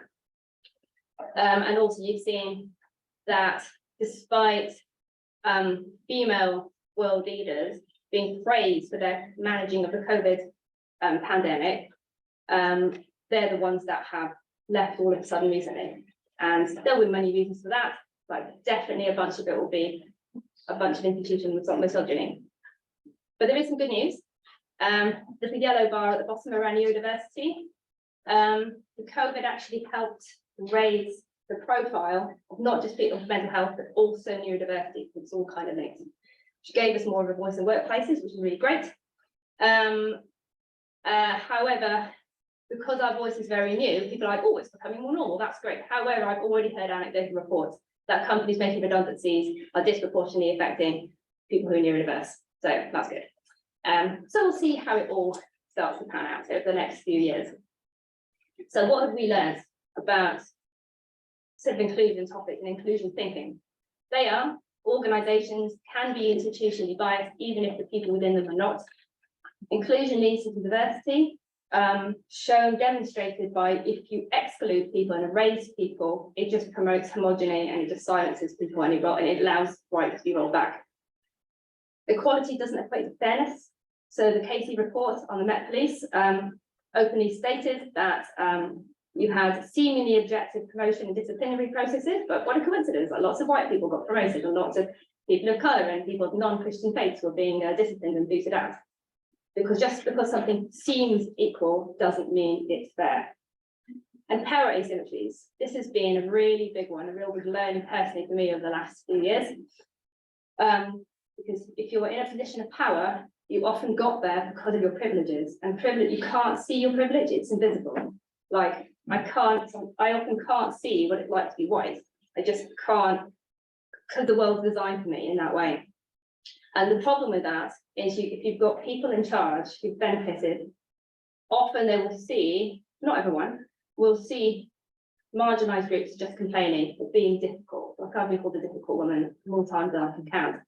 And so people are dismissed, or they'll give everyone an equal voice to be themselves, but putting someone who's an anti-abortionist against a woman who wants an abortion for whatever reason they want, is not it's not fair. It's not giving people equal voice. It's giving people with more power, just more power, and silencing other people. So what should we do differently? People will be familiar with this picture. So equality is giving people the same things. And that's a lot of like traditional D&I is very much about just make things the same, make things equal. But what it does is it ignores different people's challenges. So here you've got the short person, can't see, they might have the same opportunity and the same help as a tall person, but they still can't see anything. But the issue isn't them, they're not being difficult by saying something. It's actually something else that's the issue. Equity is about these accommodations, giving people with different needs what they need to succeed. And yes, that absolutely works. However, it doesn't actually tackle the root cause of the problem, which is, in this case, the literal structural obstacle of the fence. You take away the fence and you make it easy for everybody. And endless studies have shown that when you design something excessively around people who currently struggle with the existing system, you actually create benefit for everyone. The big challenge is thinking a bit differently. So, what does this mean moving from traditional D&I thinking to structural inclusion? There are 4 different things. One is around the underlying philosophy. It's about, I can't actually see underneath. Underlying philosophy, I'm just gonna do that. Yeah, I think it's underlying philosophy. Underlying philosophy, approach and metrics, Design framework, behaviour and accountability. Thank you so much. So your underlying philosophy is move from individuals, focusing on individuals, to focusing on institutions and structures and processes and policies. Your approach in metrics, diversity metrics are fine, but it can lead to things like, oh, just hire a few token people at the top, but doesn't actually solve your diversity inclusion problem. What you need to do is look at your inclusion metrics as well. How do we grow people so that they can reach the top of the organisation fairly? Your design framework, you can't have a one size fits all. There is not a single organisation in the world that has an objectively neutral performance management program. It will benefit some people more than others. That is just the nature of humanity. We tend to build things based on our own images. And therefore, we need to build things tailored to different demographics, neurotypes, different ways of thinking, different ways of working. It's hard to do because we're not used to it, but it is possible. And then finally, accountability. There's just too much burden on marginalised groups to somehow be responsible for the change that affects them. You know, like telling people of colour to step up, telling women to lean in, telling neurodiverse people to, you know, to mask, and everyone to code switch. It's not our responsibility. We need a voice. We need our voice to be listened to, but the burden needs to be on the people in power. Like everyone knows, that unless leadership changes, nothing changes.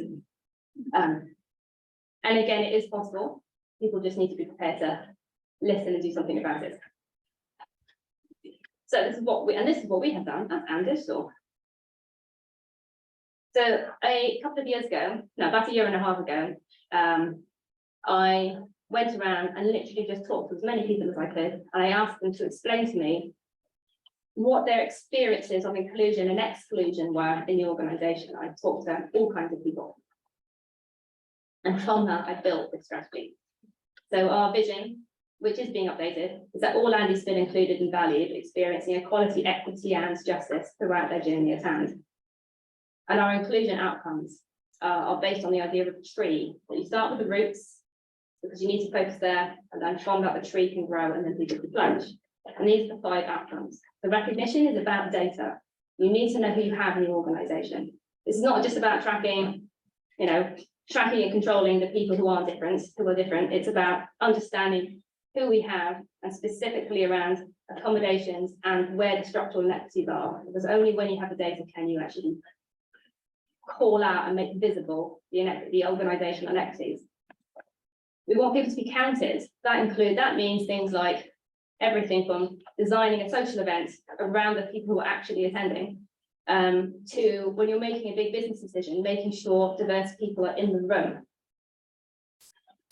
And that if you have those 2 things, that will lay the groundwork for safety and understanding psychological safety, because it means different things to different people. So psychological safety is to turn up as yourself, act as yourself, express your need without being told you're difficult, to speak out, to give feedback without fear of incriminating, and a whole bunch of other things. And not being like booted out just because you made a mistake. And then that should lead also to fairness. This is fairness of process, fairness of policy design, fairness of benefits. It's understanding what would provide people a fair opportunity to and support to succeed in an organisation. And then all of those things together should lead to your blue sky representation goals. Of having the right people, not just at the top, all the way through, because they're growing fairly within your organisation. Yeah, so, and I do love an analogy and a pun, so thank you for bearing with me. Right, so these are the high-level outcomes of when I talk to people in my organisation. So there were patterns of responses. So there was an awful lot of difference, but there was an awful lot of similarity. So we found that people the communities renamed BAME Plus to Embrace, so EMB and then race in capital letters, because they're about we embrace differences. So I'm going to say Embrace rather than BAME Plus. So the Embrace community and women, they've been fighting for their rights at work for significantly longer. So the voice is much maturer, and so their aims and concerns were much further up the tree. They were all about representation, please, with people of colour saying, we want a safe environment. I don't want to be like accused of being intimidating because I'm sitting with another black person. I don't want to be told that I'm being unprofessional because I'm on an online call wearing a hoodie, and you wouldn't say that to a white person. Whereas women were very much about, I want a fair, I just want things to be fairer. Like I don't want a meeting late at night where I have to walk home in the dark. You know, I want a fair, like, I want a mentor so I can be fairly grown and don't have to conform to masculine, like traditional masculine norms to succeed. Meanwhile, we found that the LGBTQ community is a community that changes the most because they're the community challenging ideas of like gender and sexuality norms. And so they were very focused on things like recognition, but like see us for who we are, and don't tell us don't tell us who we are. We will tell you our identities. Like you don't make that decision for us. So that was very much about recognition, and again, feeling safe to turn up at work as yourself. While neurodiverse, I'll say neurodiverse in a minute. Working parents and carers were all about fairness of process and fairness of actual benefits. You know, just because of the parent doesn't mean I don't want to. Just because I'm a parent doesn't mean I don't have ambitions. So how can you help me literally have it all? It shouldn't be on me. It should be on the organisation. And then finally, neurodiversity and physical disability is fairly similar-ish. People with living with a physical condition, been doing the fight longer, but they were very much about, you know, fair access to a building. You know, I need to be able to like have the right home equipment, so I'm not like breaking myself and whatnot. And both people with living with a physical condition and neurodiverse were about recognition. Like again, see me, recognize me. Actually, like, I'm tired of ableism. Just like look after me as who I am, help me be successful because of who I am, not despite who I am. And as a result of that, we did these things and a bunch more. And I'm going to talk about 4 of them if I can, maybe 3. Where we looked at accountability, we looked at data, we looked at training leaders, we looked at process redesign, policy creation, and some team resources. So ownership, getting things done. You can't do D&I as a side desk job. You have to have people leading it. You have to have people who are where it's their actual jobs full time. We've achieved more in the last year than we have done in the previous 7 or 8 years because we actually hired an inclusion lead. We brought in people from across the organisation as secondments and then made them permanent to look at things like our inclusive performance management. We've got we've rewritten our trans rights and baby loss policies. When we did it like that, rather than years of like not really doing stuff.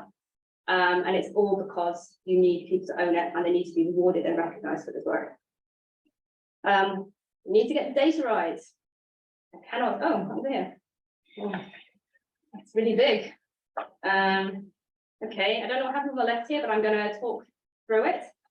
So we've been going on a journey to make our data classification a bit better. You can see the top 4 on the left-hand side here. So they've captured like gender identity, but then it's LGBTQ+. So if you are not a cis woman, you have to put your gender identity twice. And also there's nowhere to put that you're straight, which makes it a heterosexist like bias. And so we've proposed that we have gender identity and sexual orientation, and what that does is it captures everybody rather than like just capturing like the people, the other. And there's a few others underneath it, but the one I wanted to call out is we currently don't capture caregiving, so parents being carers. And that request has come directly from the communities themselves because they're tired of being ignored, because we can't see you, we can't measure you, we can't help you. And these are the things on the right-hand side that we're looking to change, looking to measure, like obviously overall engagement, but things like specific health provision, like what's a gender-based health provision look like, from a gender reassignment to menopause. What does health provision look like if you're neurodiverse? Right now, if you suspect that you are neurodiverse, you basically won't get a diagnosis unless you want to wait 5 years, or you can afford £1,000 to get diagnosed. So how can we help there? We're also looking at working pattern needs. So the last few years have highlighted that actually most people have their own way of working, and we should how do we support that? We've been able to do it already, so how do we make it more formal and be more flexible? And time off is something that's been really interesting. People need time off for different reasons. You've got formal holiday, but also you've got like emergency time off. If you're a carer and you need to run off and look after your child or your elderly parent, that shouldn't count against you in any way. You've also got people who want to observe non-Christian like dates, but all of our like holidays are built around the Christian calendar. And so how do we better support people who want to observe like Ramadan and Eid and all the Passover and all this other sort of ways of thinking and being. Psychological safety, as I explained before, and then finally growth. And growth is one where we are in the process of mapping, we're literal mapping all the different types of people across the organisation all the way up to the top, and then specifically looking at rate of growth, because we can then see where people who aren't, you know, the powerful the dominant group, where they're dropping off and what's happening. So this is one specific example of an initiative one of my team is working on, and this is around performance management.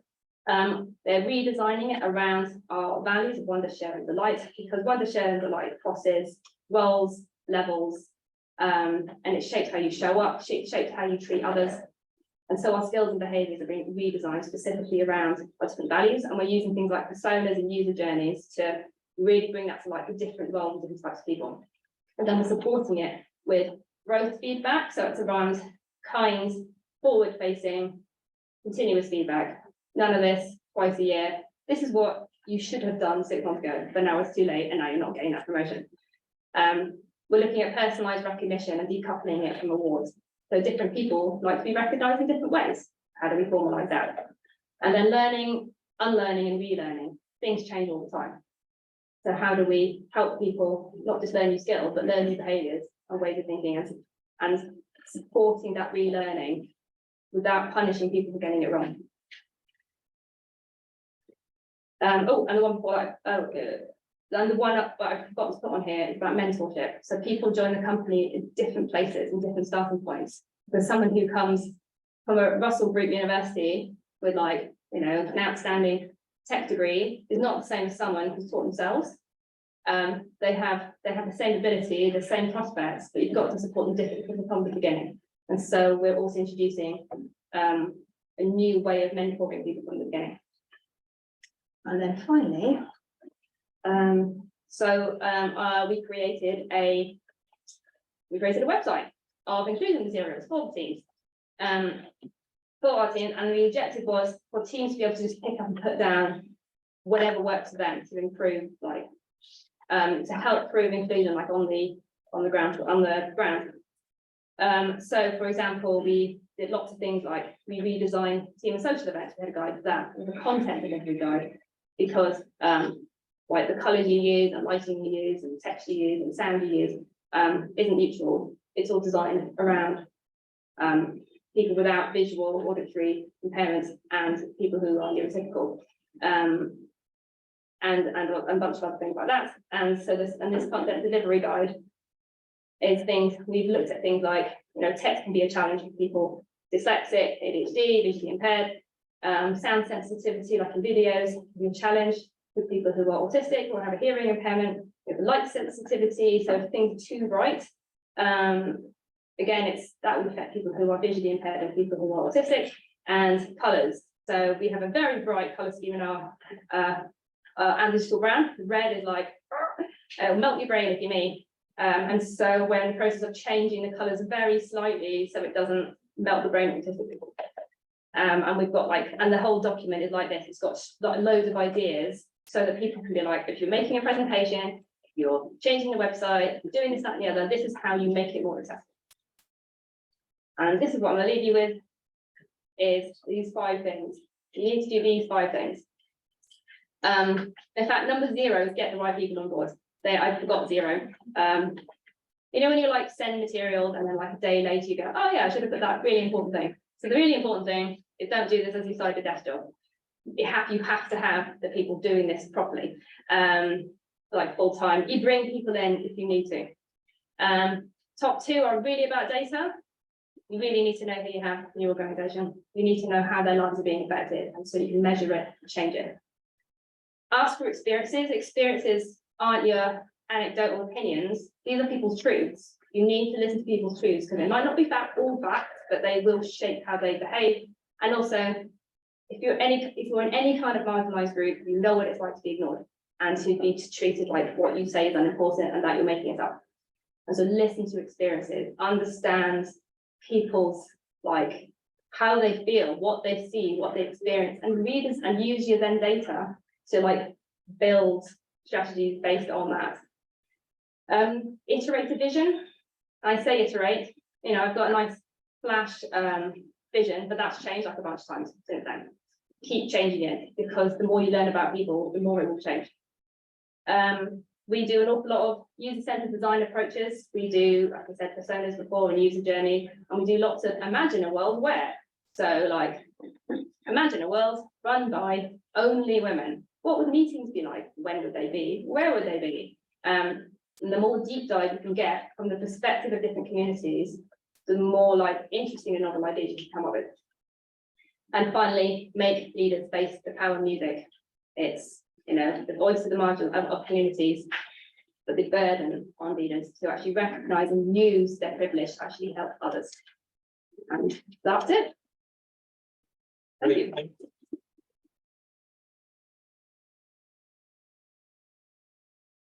Any questions? That was wonderful, thank you. Are there any questions from the audience? Heledd?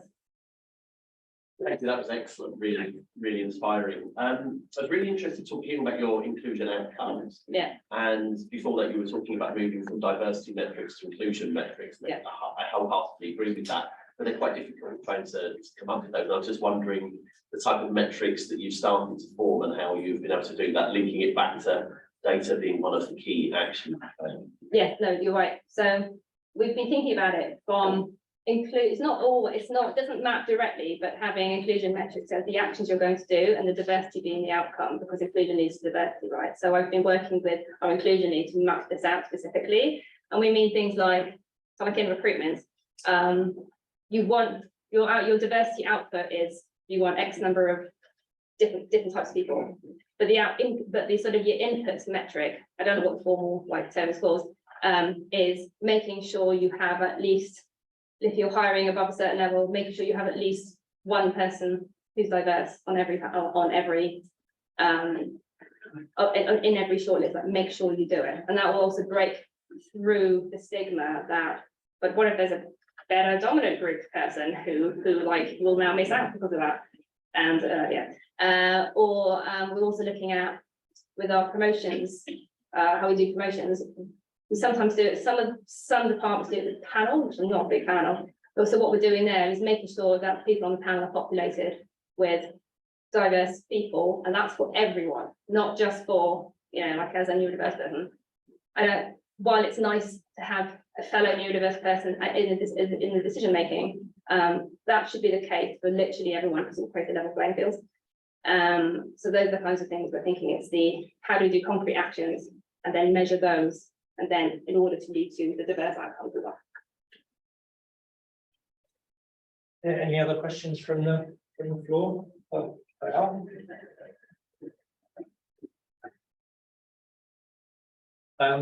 Emma, can you see any virtual questions? She's in there. Yes. One of them is how do we engage employee communities in order to get that authentic feedback, do it in a way that in different ways that people can marginalise. Oh, good question. That's all we have been doing. So the question was about how do we engage employee communities in a way and get their feedback and their experiences, but in a way that doesn't make them feel marginalised. Such an interesting question. So my personal approach was just to ask people to tell me stories. I had a little map from recruitment all the way through to wherever you are now. What's been your experience? What made you feel included? What made you feel excluded? And I also combined it with people who aren't in those communities as well to really show the difference. The other thing we did, just trying to think of the right way to answer it, is communicating specifically, this is how we're linking your story to the things that we're doing, how can you help us? So clearly communicating, it's your voice for our efforts.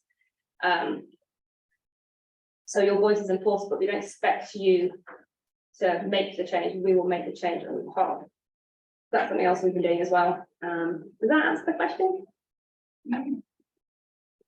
Yes. Just absolutely fascinating. Can you say something about intersectionality? I mean, horrible word, but you know, part of the challenge I think organizations face is that when you categorize in the way, I mean, a lot of people will cross a lot, you know, you'll, in other words, will have ethnic minority women who may or may not be gay. Do you see what I'm saying? How does this, the analysis deal with the real complexities of individuals?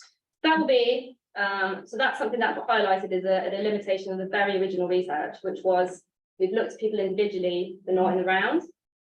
So the inclusion lead and I are currently in the process of working with our data team to get the data right, because then we can actually look at, let's say you are a woman of color who's queer, what's your, like, what is your rate of progression? Okay, you know.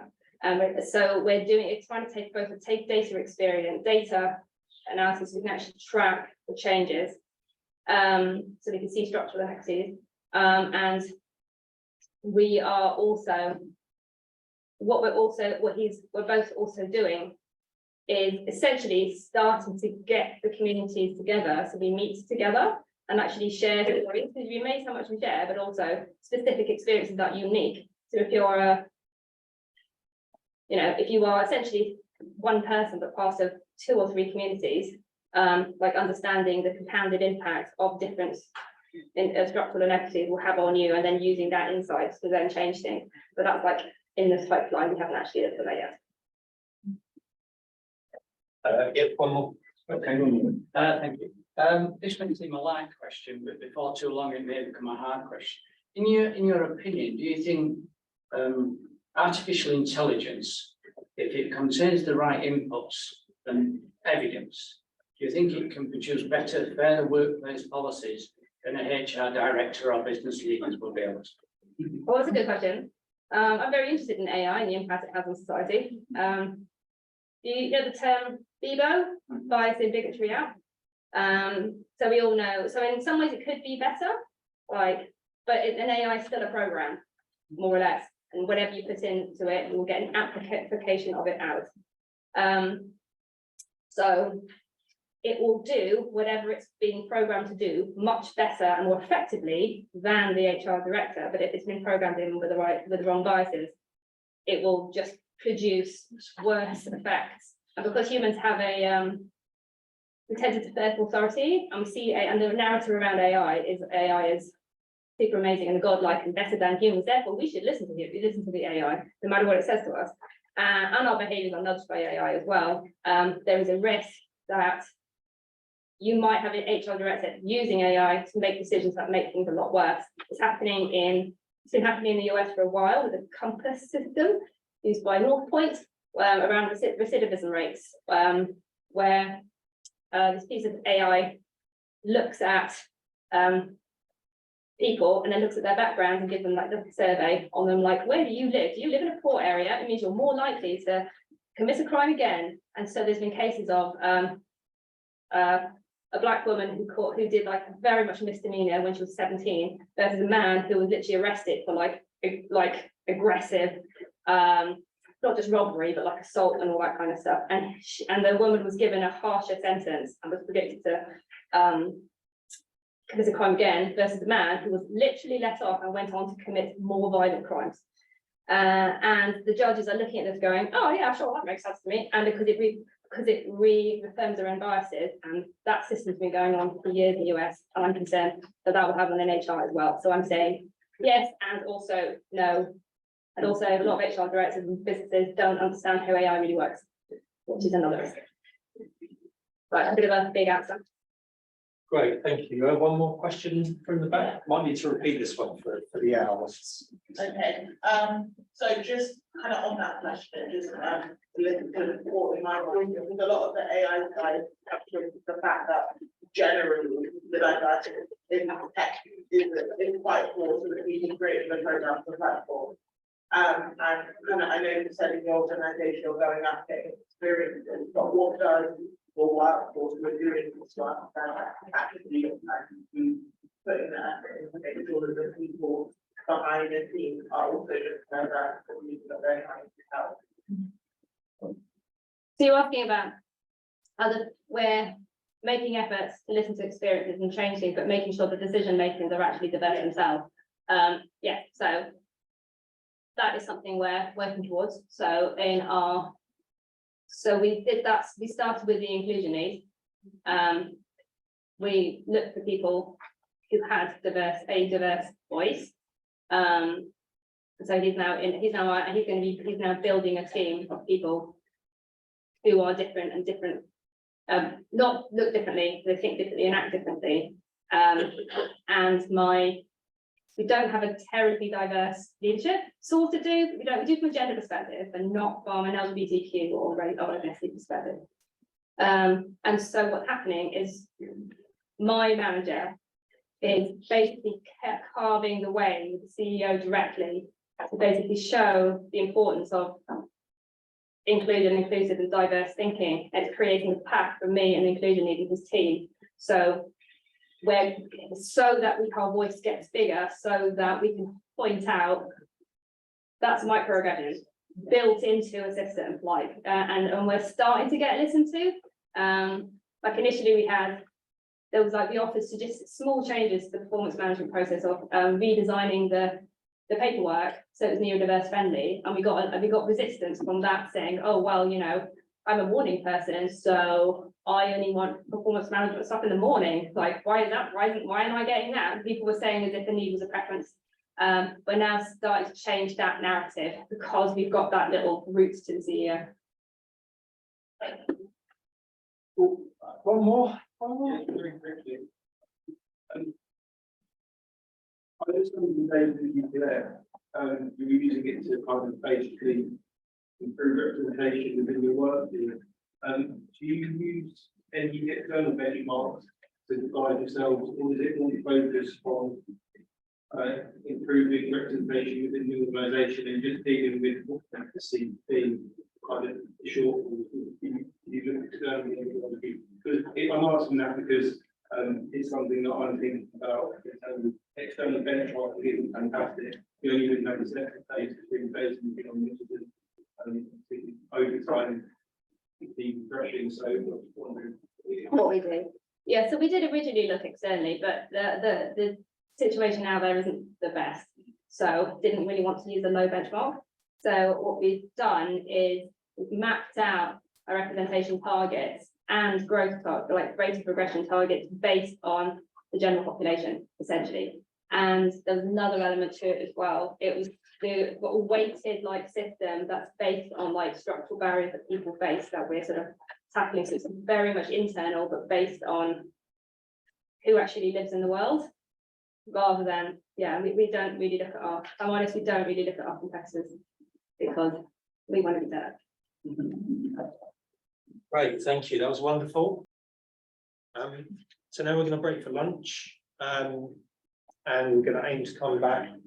I think it's 1:30. I think lunch is downstairs on the ground floor. I'm sure we can guide it back here because it sort of show you the way. But thank you, and see you back at 1:30. Great. So I'm delighted to introduce Nicola Smith, Interim CEO of Timewise. It's really sort of gives me great pleasure really to have the opportunity here from Timewise, because I think they are the trailblazers in flexible working. And Nicola is kind of inspiration in the interim CEO, and I'm just really keen that she can be here. So Nicola, over to you. Thanks so much, everyone. Can you hear me? I think I've got the benefit of being the shortest person presenting, right? I'm the perfect height for the microphone. This is a massive advantage that I've never previously experienced. Quite small. I'll try and live up. I'll try and live up to that billion. I'm not sure I will manage, but I do think it's a really exciting, important, and increasingly of the moment topic to think about what more everybody can do to make more jobs available on a good, flexible basis in a way that is absolutely win-win for employers and their bottom line, and also for their workforce. So that is what I am going to talk about today. Sorry, Dan. Thank you. So a little bit about Timewise. Dan gave us a very kind introduction there, but we are effectively a social enterprise. We're a social enterprise established about 17 years ago, and we undertake work with employers, with trade bodies, with trade unions, with charities across all sorts of sectors of the economy to really think about what we can do to achieve our core mission, which is to embed more good, flexible working for everyone. We run research and campaigns that show and share insight about what the level of unmet demand is and what need there is for good, flexible work. We do direct consultancy with employers to help them put in place solutions that will deliver good quality, flexible jobs. And that ranges from some of the biggest corporates. We've got current clients across the retail sector and energy, as well as smaller businesses, for example, in the construction sector, and also with public sector employers. We've done quite a lot of work with the NHS and a very large change programme with NHSE last year with 93 trusts looking at how they could do more to put in place flexible working change plans. And we also run a jobs board, which is a really key source of vacancies for good quality, flexible and part-time job opportunities. But what I really want to talk about today is a question that might seem quite obvious and increasingly does seem, to be presented in public debate at least as quite obvious. What is flexible working? A little on why it matters for progression, and then some evidence from some of the pilots and programs we've run about what really works in creating the change across organisations that can embed more of these types of jobs. So why does it matter in the first place? Well, good flexible working matters for the business bottom line, which I'm pretty sure is what the top of this slide says. Good flexible working solutions can bolster business growth. So 10 points to anyone that guessed that from in the room below the toolbar. But what does it actually make? How does good flexible working actually make a difference in workplaces? Well, we know that it can help with recruitment. We're seeing quite a lot of inquiries at the moment from sectors of the economy that perhaps unexpected, where people have recognised that they've gone as far as they can on pay, and actually it's not pay where the demand is coming from, it's more flexibility around hours and working patterns that people are looking for. And there was research even pre-pandemic, I think from CIPD, saying that something like over 75% of employers saw the impact, both on talent attraction, but also on retention and progression for when they had good flexible working arrangements in place. Makes sense. Those of you who've benefited from them or have seen them in your organisation where people have got them, you're more likely to retain them and keep them. We know that organisations where they have good flexible working policies in place are better equipped to close their gender pay gap. We think it's likely that organisations that have got those arrangements in place are more likely to be able to start to close their race and ethnicity pay gaps. We don't yet have the data on that, and we're doing some new research shortly to look into that area in more detail, but I'd be very surprised if it wasn't the case. And we know there can be real returns for productivity. And what does that mean when you unpack it? Well, it's reduced sickness absence, it's improved output, it's improved coverage across the business in terms of aggregate days work. So you can look at sort of bottom line metrics and show that you are delivering positive business outcomes when you've got these arrangements properly in place. What do we mean by a flexible job? Well, a lot of people have started over the last few years to talk about flexibility in terms of hybrid working. So, obviously a large chunk of the economy suddenly all started to work from home during the pandemic, but it might seem obvious, but it isn't always in these discussions. It's an awful lot more, and it's a lot of different types of ways of working. So these are just some of the options that can be in play when you're talking about what is flexible work. And that gives you a bit of a sense from some relatively recent data of what percentages of arrangements that people tell us they have in place actually fit into those different buckets. You can see that there's also another distinction you can make between formal flexibility, where people have got agreed regular working arrangements that are in place that are not full-time, regular core working hours, or informal flexibility. And I'm not going to read all those off, but it's another important distinction, and it's important to remember you can be doing very well. We were just talking about this over lunch. You can be doing very well on one of these boxes and not very well at all on another, or you can think that you've got it all absolutely sorted because your formal flex is totally, you know, bang on the money, and actually you've got a real problem because when somebody, and this is often the case in frontline jobs, you know, if you're a teaching assistant or in a nursery, or you're in a construction site, if you need just to take your kid to school, to drop them off for a school trip at short notice, you know, you might not be able to get that sort of flexibility, and that might be what really matters to you, and matters for ensuring you can stay in the business, and matters for you wanting to stick with that employer and do a good job. So it's important to recognise the huge diversity of different patterns and needs, and also that a lot of different working patterns can be accommodated. And this is just the same point really set out in a different slide. We always talk about flexibility in terms of where people work, in terms of when they work, and in terms of how much they work. And, you know, it just shows you the breadth of different types of working arrangements that can really be in play. And I think the message there is, don't write it off, because nearly every job has got capacity for some sorts of flexibility, but at the same time, we're not naive enough, and we know from all our work with employers that, you know, not every type of flexibility is available in every job. So when people are talking about embedding flexible working, we're absolutely not talking about making all of these options available in every post. It's clearly impossible, but the message is there is always something that's available in nearly every role. In fact, I think there probably isn't a role where you couldn't put some flexibility of some sort into play. It needs careful job design. This slide just shows you, it picks up on one aspect of that we say to people you need to think about if you are reducing hours in jobs. So gives you a sense of actually some types of flexibility needing careful thought behind them if they're going to work properly. What's a variable volume task? Well, that might be in a sort of managerial role, the engagement you do with your team, the time you spend developing new ideas, the work you do responding to ad hoc queries. What's a fixed volume task? Well, it's something you have to do every week. So, you know, running, you know, attending so many staff meetings, managing a training program, signing off invoices. Key message from this, the more you reduce the hours down, if you don't make some change in the way you balance tasks across the job, you can end up with jobs that just don't work. You know, if you look at someone on 3 days a week, the proportion of their time they're spending on the fixed volume tasks is clearly much more than the person on 5 days a week. So I suppose the message here is some of this is relatively straightforward. If you can find a way to, you know, give someone a staggered start finish time in an office-based role, it's probably within the wit of most people to make that work. Some of this is much more complicated. It's not impossible, but you need to give proper thought to how you're designing the job, how you're doing the job, how you're splitting tasks across different roles, and maybe creating new jobs in an organization. So with all of these opportunities and challenges, but challenges that bring real benefits, how can flexible working actually support progression, which is what I think I would ask to talk about, isn't it, Dan? So, well, we think there's 3 broad ways that works. It's enabling people who are not in work to move into work. Lots of people, as I'll come on to talk about, who need work that fits with wider commitments in their wider lives.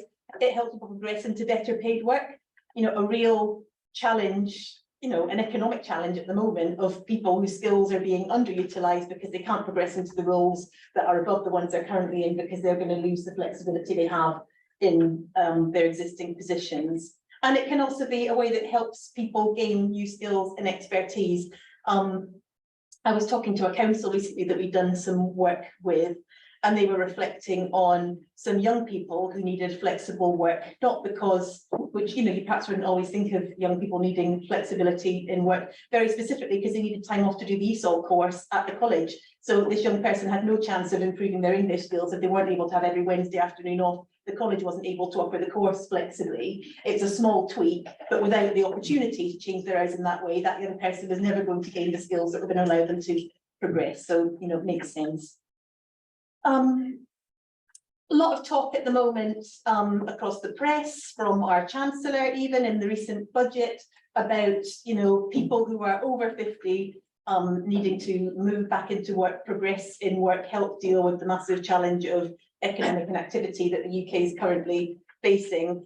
I mean, I could talk for hours on that topic, but I won't. But I suppose the first thing I would say is let's remember the enormous diversity of people who are age 50 and, you know, anywhere up to 70s, 80s and still in work, and their skills and experience and the responsibilities that they might have. But this is some ONS data that we drew out with the Centre for Ageing Better that just shows you that there is, for example, for this group of workers, an enormous number of reasons which are linked to lacking access to good flexible work, which are preventing people from moving into or progressing in jobs. If you look at the title of this slide, and you can read it, is would any of these encourage you to work for longer?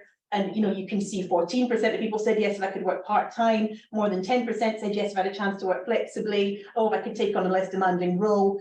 A huge chunk of the reasons that people are giving for why they left work at the point they didn't continue is lack of access to good flexible employment.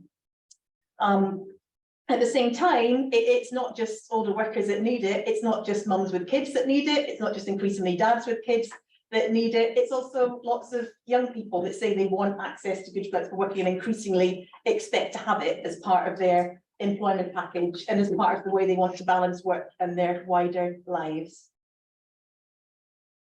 And this slide just references a piece of work that IES undertook for us last year, which I think speaks to the point about the lack of progression options and the challenge that the lack of good quality part-time jobs poses for particular groups of people. We looked at low-income parents, older workers and people with disabilities who want a part-time job, who have qualifications which would allow them to get a better paid job than the one they're in, but are either out of work at the moment or in very low wage part-time work where they're not using their skills. And you know, we found that overall there was 500,000 people in this group who could be in a much better job were there one available to them, but are stuck effectively, whose skills aren't being utilised, but who also need to have part-time hours if they're going to be able to progress into those roles. So lots of people want it, big wins for employers from doing it. So what actually works? Well, I think the first thing we would say that works is flexible hiring. There simply isn't enough of it. We've published for some years an annual index of how many jobs are advertised as flexible at point of hire. And it shows, you know, it's going up. It's really good news. It's around 30% of roles. That's up, if you look back to 2015, you know, that's a really pretty rapid increase. You can see some of the pandemic effect in that slide. On the other hand, it's nowhere near 100%, right? That's 70% of roles being advertised without people even mentioning flexible working. And I think the scale of the gap is illustrated quite clearly on this slide here. And you can see that that sort of line in the middle is showing you people who are in role and have negotiated flexible working arrangements or managed to gain flexible working arrangements. The difference between that and the number of jobs that are advertised is a real concern for us, because that shows that people have, you know, it's limiting opportunities for people who aren't already in work or who aren't already in an organisation or a business to get access to the same arrangements that they really may need to progress or to enter a job in the first place. And the other concern we have, I suppose, about what could be presented as an improving figure is the proportion of those adverts that offer particular types of flexible working, because we know from all the research that for many candidates, having clarity at the point of hire about exactly what type of flexibility is on offer is really important to even determining someone's decision to apply for a job in the first place. You know, if you know that you always have to pick your kids up from school on a certain day, or if you know you're always going to have a caring responsibility for a partner or for an elder relative at a certain time, or you know that you're always going to that you need part-time hours, many people say, well, if they don't see that advertised, you know, specifically, it will put them off even applying in the first place. And most of that large rise, in fact, on that previous chart, the 30% chart, is in people advertising jobs as hybrid, which is clearly great for a particular demographic and group of people, but it's not so great if you're in a job that can't be done remotely, that has to be done on site. And it probably means your access to good flexibility has not increased at the same rate as the access that those of us who work in an office-based environment have seen. And this slide, I suppose, just speaks to that, you know, some of the higher paid jobs more likely to offer, unsurprisingly, home working, flexible working, lower paid jobs. Well, you've got this long tail of very low wage part-time jobs in the UK, but probably much less access to flexibility. If I had a pen, I would be highlighting that 9% under flexible working. So, the idea of the sort of ad hoc time off, whether it's the informal flex or whether it's the ability to negotiate variations in shift patterns or hours that work for people, actually probably far less in lower wage work, in a way that compounds some of the challenges people in lower wage, lower skilled jobs face in the first place. So we do a lot of work on flex job design, and I already alluded to how important that is, and that although some of this, can feel small steps forward, there's also more challenging aspects of doing this well. And when we do this slide, this really, I can't remember what the header says, but it basically says you need to find this sweet spot in the middle, which says where you've got the organisation's needs and the individual needs. That perfect place in the middle is in your Venn diagram where it actually works really well. Because if you're way over this side on your organisation's needs, you're asking sort of uber flexibility of your staff, you're giving them very little control over their hours, you're giving them no guarantees of their working pattern. If you're way over the other side on the individual's needs, you've got managers that don't feel they can turn anything down, you've got a working pattern that isn't really working for the organisation or for the business, you've got challenges in terms of meeting your own organisational objectives. So it's finding the sweet spot in the middle, which is where we often work with companies and organisations to achieve change. This is what we call the Timewise maturity curve, and it's an assessment that we make during a diagnostic phase with organisations about where they are and where their culture is. And I suppose if you go, along the rainbow, left to right, it's telling you, are you starting out at an early point in your organisation's journey where you tolerate requests, or are you right down at the other end where your managers are consistently across the organisation encouraging and celebrating the benefits it brings? And then these green boxes, they just tell you, I think, the different aspects of an organisation's work and its culture that you probably need to think at and look at and address if you want to really embed a change in your working practice. So, I won't go through all of them in great detail now, but it's about thinking, what's your leadership vision, what's your ambition, as well as how capable are your managers, as well as having the right policy in place, as well as making sure that you are at the very high end of this curve, advocating and making asks of others in your supply chain for how they might embed this way of working. So I suppose the message from this is everyone's got to start somewhere. Everyone's probably at a different place on the journey, and it probably needs change across different parts of your organisation, from the top tier to your middle managers to employees and their own opportunities to engage and share and learn to really affect change. So like anything, it's complex.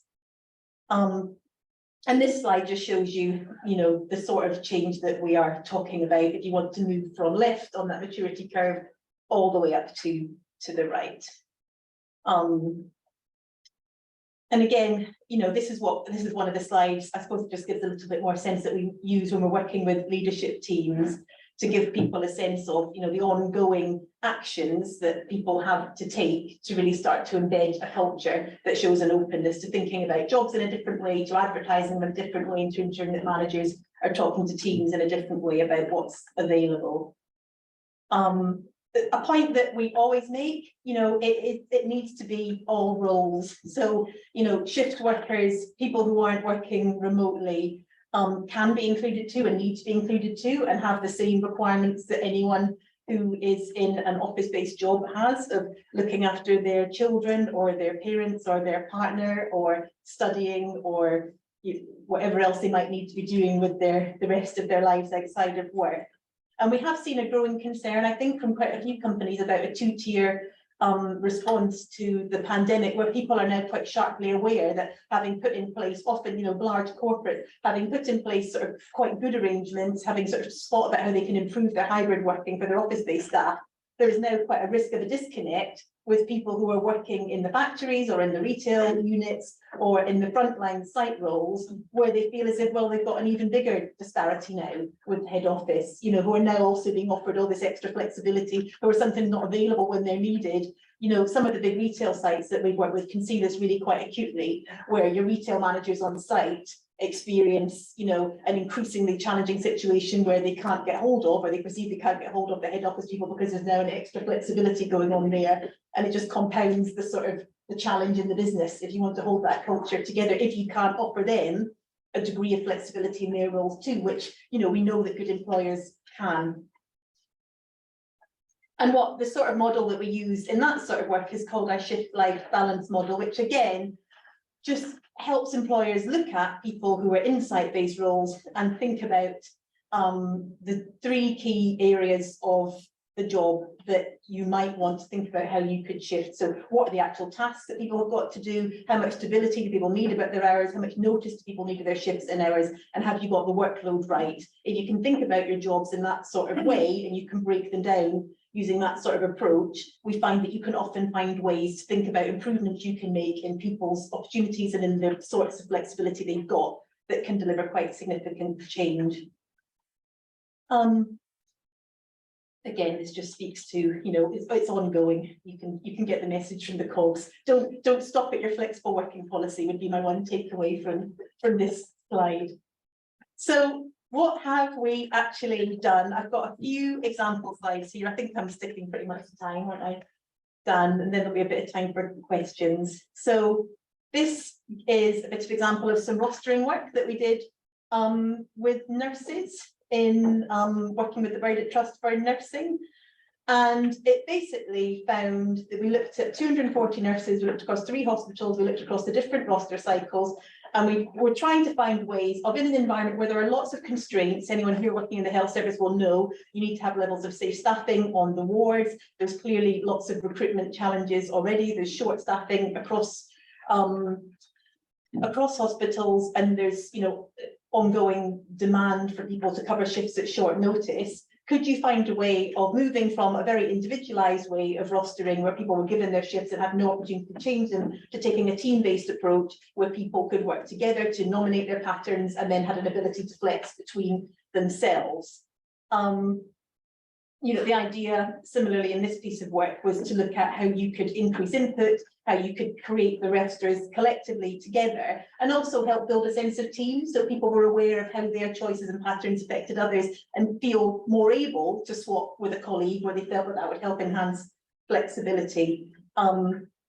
I seem to have not included the slide that shows that it did actually work, but it did. It worked well. There was increases in satisfaction scores. There was, not everyone was happy. You know, we didn't get as far. I think we got around 4, you know, we shifted from about 19% to about 49% of people saying they felt like they had the control and autonomy they wanted. There was a higher number of people felt they had some input to their pattern and that they could better balance work with the rest of their life. So, you know, it started to drive a really positive change, and we know that those hospitals have kept that approach. And we also know that there are new challenges that emerge. You know, I've some recent work we're looking at with the NHS. There's some real challenges with the rostering software and the software companies that are increasingly used to set these rosters. And if they don't build in at the tech stage the opportunity to be able to shift, you can almost risk going backwards on some of this. But you know, there's an appetite now, I think, to recognise that it works and it brings results.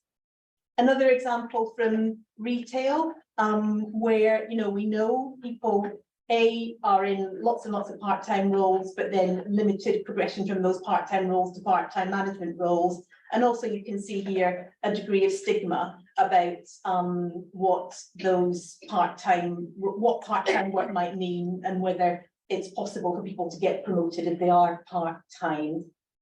This was a pilot that we did with Tesco's in the Midlands. And again, it was looking at team-based scheduling, flexible hiring. And you can see some of the results here, which are positive, like the pre and post, you know, really quite a big increase in people saying that having done that team-based scheduling and taken a new approach, they had a better balance, they were happier with the flex, and people having more notice of their shifts. And it didn't, you know, the stores still worked. I think that's the key thing. It was, you know, the challenge in this area and in retail is then managing to replicate that at management level. And there are people that have done it and are doing it well, but, you know, you need to take a holistic view to thinking about how you're designing jobs to really bed that in. Final example is from the construction sector, where we ran a really big pilot with Build UK. with some big firms and some smaller ones, Skanska and Nuttall, as well as Sir Robert McAlpine. And, you know, again, lots of engagement with the teams, engagement with the sites, not an area where you would think construction, you know, flexible working necessarily works. You know, what is it actually possible to do and what do people want? Often it was taking a task-based approach to the jobs so that teams could, you know, aim to finish a bit earlier one day a week. Again, it was understanding across the team of what people needed. Where one person needs to pick their kid up from school on a Friday, people can normally accommodate it. Not taking as rigid approach to start and finish times. It's a sector where there's a very sort of, you know, normalised way of working. Everyone's on site by 8 AM, not necessarily vital to ensuring the bottom line's met if a couple of people get in at 9:30 and work a bit later at the other end. So, you know, some small changes and then some bigger changes in ways of working as well. And, you know, what did we learn? We learned that you can change working practices. We learned again that culture and behaviours really matter. We learned that managers need to know how to do this and be able to do it well. Some of the positive feedback there you can see from people involved in the pilot. And also we went back on this pilot, I haven't put this on the slide, 1 year after it was done, and we did an evaluation, and it showed us that, I think, what's the figures top of my head, sickness absence was down, I think almost 20% in some sites. Well-being scores were up and people's satisfaction with their working arrangements were up. But the sickness absence has been a real driver of change, because I think when other construction companies see that now, they can see there's a real metric that's delivered an improvement for people's working lives on those sites.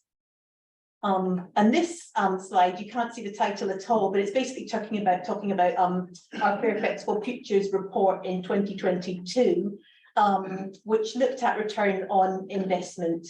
And, you know, it was actually working in, I think we did with IES, wasn't it, Dan? And it you know, looked across, the key message is you don't need a big change to actually deliver an improvement in your business bottom line. So it's small reductions in sickness absence and in sick days as a result of improved working arrangements that can significantly improve output and performance.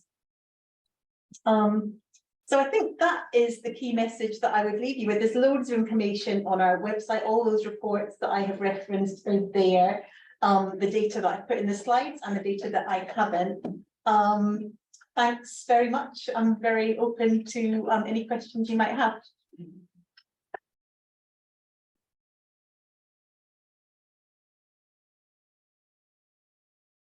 If you don't mind, we'll just take one from the virtual. Yeah, and then we'll come to the room. So the question from the virtual from Joe is, does the data on jobs advertising flexible hybrid working include public sector, such as the civil service, or many private sector?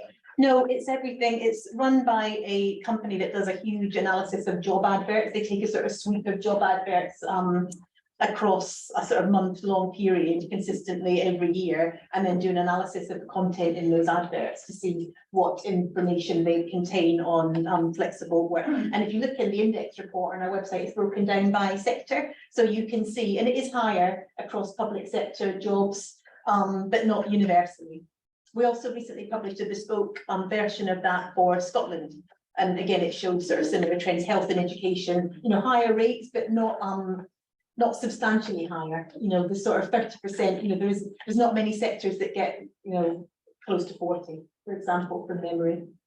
Great, thank you. Were there any questions from the room? Hel? So, in your experience, how do you convince certain leaders, the non-primary caregivers, unencumbered, able-bodied, that this is a really good idea, when they've always benefited from more experience? Oh yeah, well, the question was, how do you convince leaders who don't want to do it and don't have the need for it themselves that it makes sense? Well, I suppose, you know, what we often do is we start with a diagnostic phase, and that helps you gather the evidence about, you know, what's the actual unmet need. So you've got to find, you know, often we talk about what's the burning platform. You know, at the moment, a lot of employers are coming with a problem with recruitment. And, you know, there's a sort of opportunity to say, well, look, have you tried this? I was talking to an ex-colleague of mine recently who was telling me about a call centre that she knew of where they couldn't recruit at all. But no, and it wasn't that there was actually in that case an aversion to flexible working, just no one had thought about it.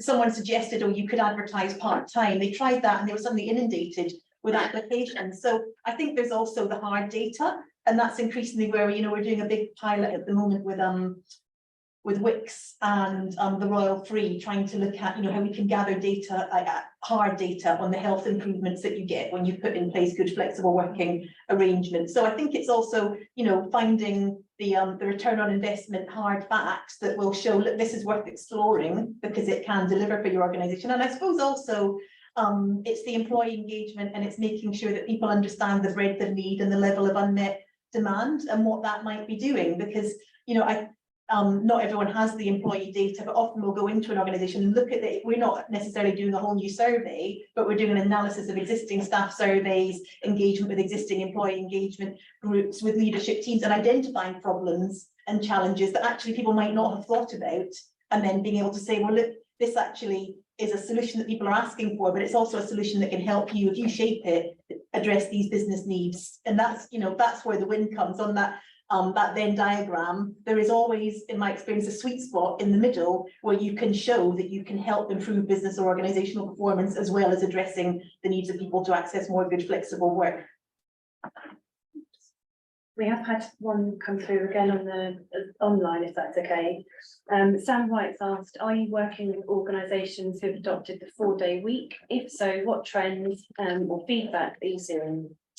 We are exploring 4-day week options with a couple of organisations at the moment.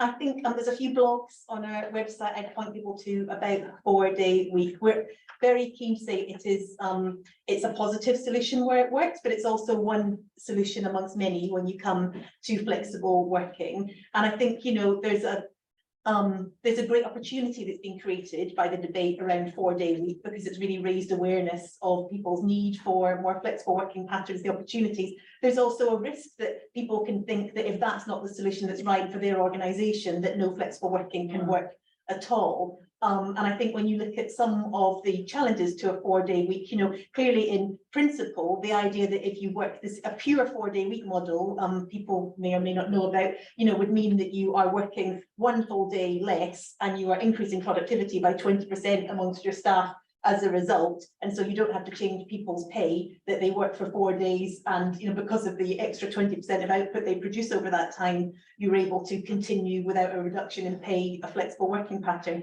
Well, you know, there are quite a lot of small tech companies and startups in the 4-day week pilot where I'm sure that has worked and has delivered well. If you think about applying that to a job, I don't know, some of the local authorities that took part, I think, you know, perhaps weren't able to include some of their frontline jobs, because if you apply that, say, for example, to bin collection, it's not going to work. You can't, you know, in a call centre, it's hard to see how you could then, you know, some services have to be available 24/7, and you can't squeeze all the work into the 4 days in a way that's going to increase productivity by 20%. So I think we think it is definitely part of the solution. And actually, a lot of what is now being discussed as 4-day week looks more like compressed hours or reductions in hours or reduced working patterns. And I think there's another risk on the other side of it as well, is that you can, if you impose a very pure 4-day week model, risk creating arrangements that aren't in many people's interest. You know, having a 4-day week, which is actually reducing hours by 4 and compressing them and saying everyone has to start at 8:30 to 5:30, could actually be a much worse model if you're trying to increase the number of people in your team who have caring responsibilities, for example. So I think it is a great development. I think there's really important opportunities around it. I think that it's working really well in a pure way for some organisations, and it is part of a flexible working solution for many others. Thank you. Sorry, I've got your name. Starting from job 22. You were talking about this gap between supply and demand for flexible working, and we see this, but we see also is a growing demand from employers for flexible working, but not for 20 hours. But we have a kind of view how big is this gap? Because it's about the shifts, how well the shifts are, and how to work with employees. Yeah, it is an issue. I mean, I've seen it in manufacturing. I've also seen it in childcare employers recently. I suppose it depends a lot on sector. So, you know, there's going to be sectors where you can offer that sort of working hours arrangement to people more easily than others. I think frontline shift-based roles, I know there's enormous demand for those sorts of hours. And I also know it can be very hard for employers to offer their jobs and their roles in a way that works for the business on those sort of hours. I think the answer is in a compromise, because, you know, it may be that there may be cases. We did a bit of work with job brokers and sort of trained them up in how to talk to employers about good flexible working. And there was cases there where they were able to talk to small retail outlets, to small businesses, and say, look, we've got great candidates here who are like 10 times more qualified and committed than many other people who've been applying for your jobs recently, but they just can't work because they need school hours. In those cases, people have been, when they've seen the quality of the candidates available for the reduced hours work, have found a way to make it work in their organisation.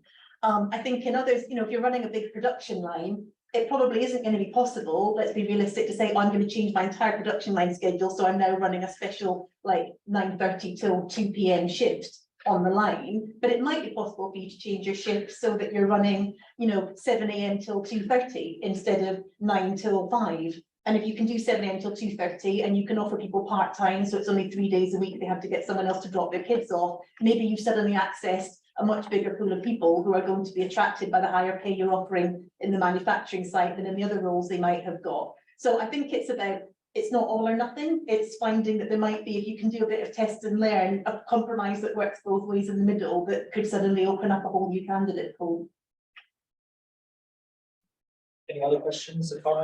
Yeah, goes back similarly to what I was asking Nita before, but a lot of the implementation of a lot of these work practices comes down to line management implementation capability. Does Timewise have any examples about what you've done to work with line managers about how this could be done effectively and what skills they should and could have going forward?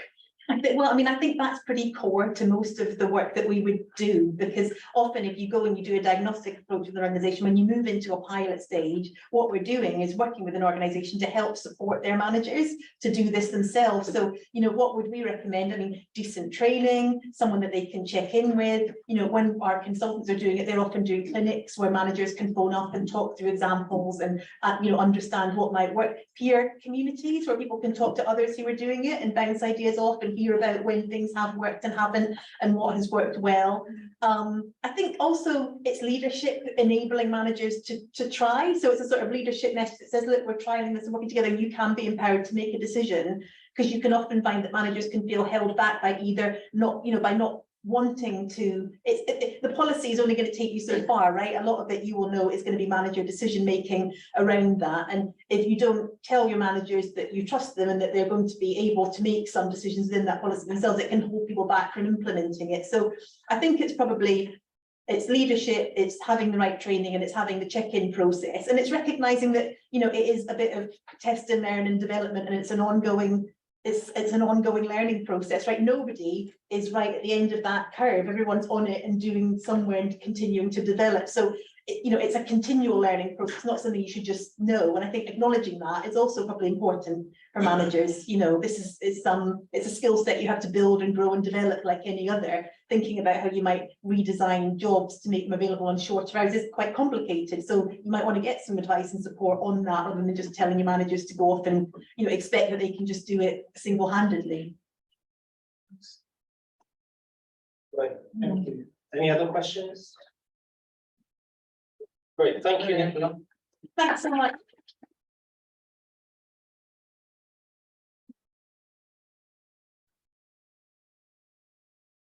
So loads of interesting practical work, so that's great.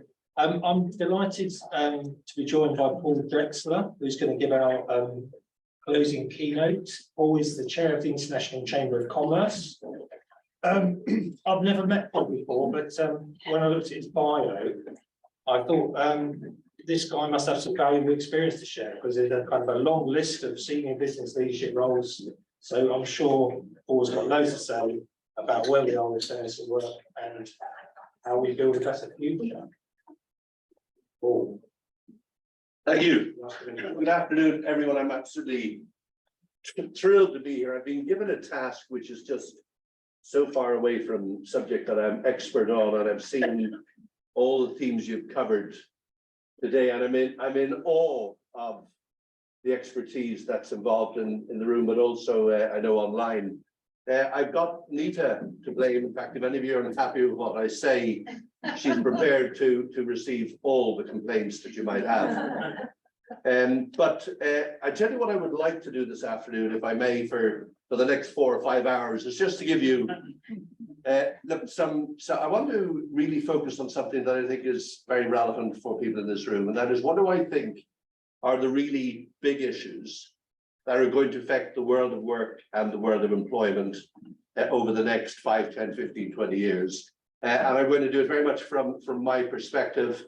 And I'm going to try and get across why I think this issue is something that should be right on top of your radar.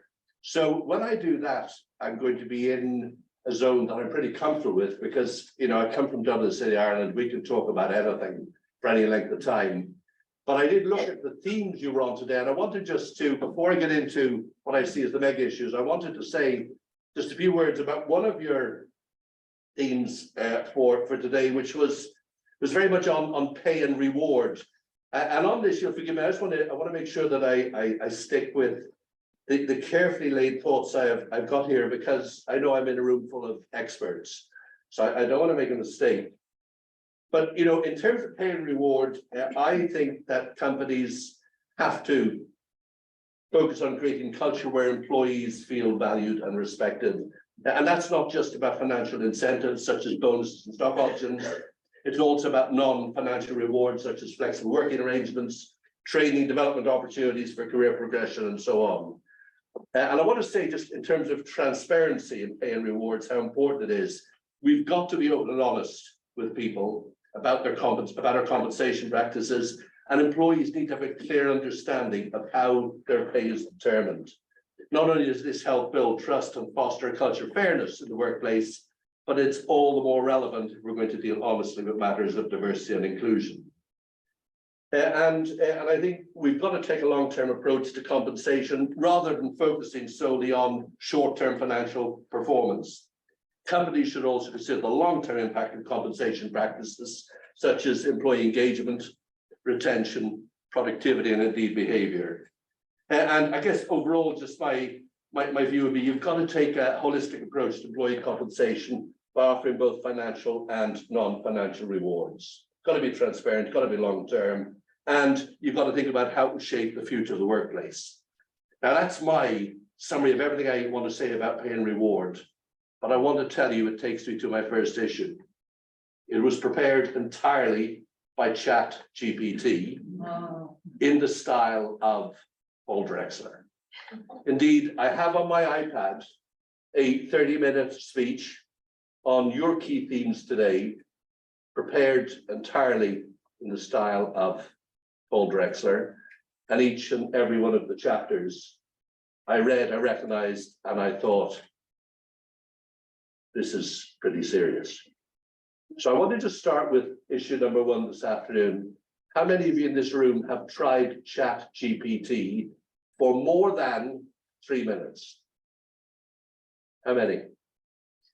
Okay, well, if that's where we're starting with the first issue, I'm quite excited to see where we're going to get it from here. This is, without question, do I need to be on this for people online? Yeah, it should, okay. So this is, without question, the most significant issue to hit planet Earth since you were born or before. It's more significant than the automobile, than TV, than radio, than the internet, than social media, by a factor of 10 to 100. It really is a very, very significant issue. This is not artificial intelligence. This is generative AI. This, I would suggest, for anyone who professes to be an expert in HR, has to be a subject you really, really understand.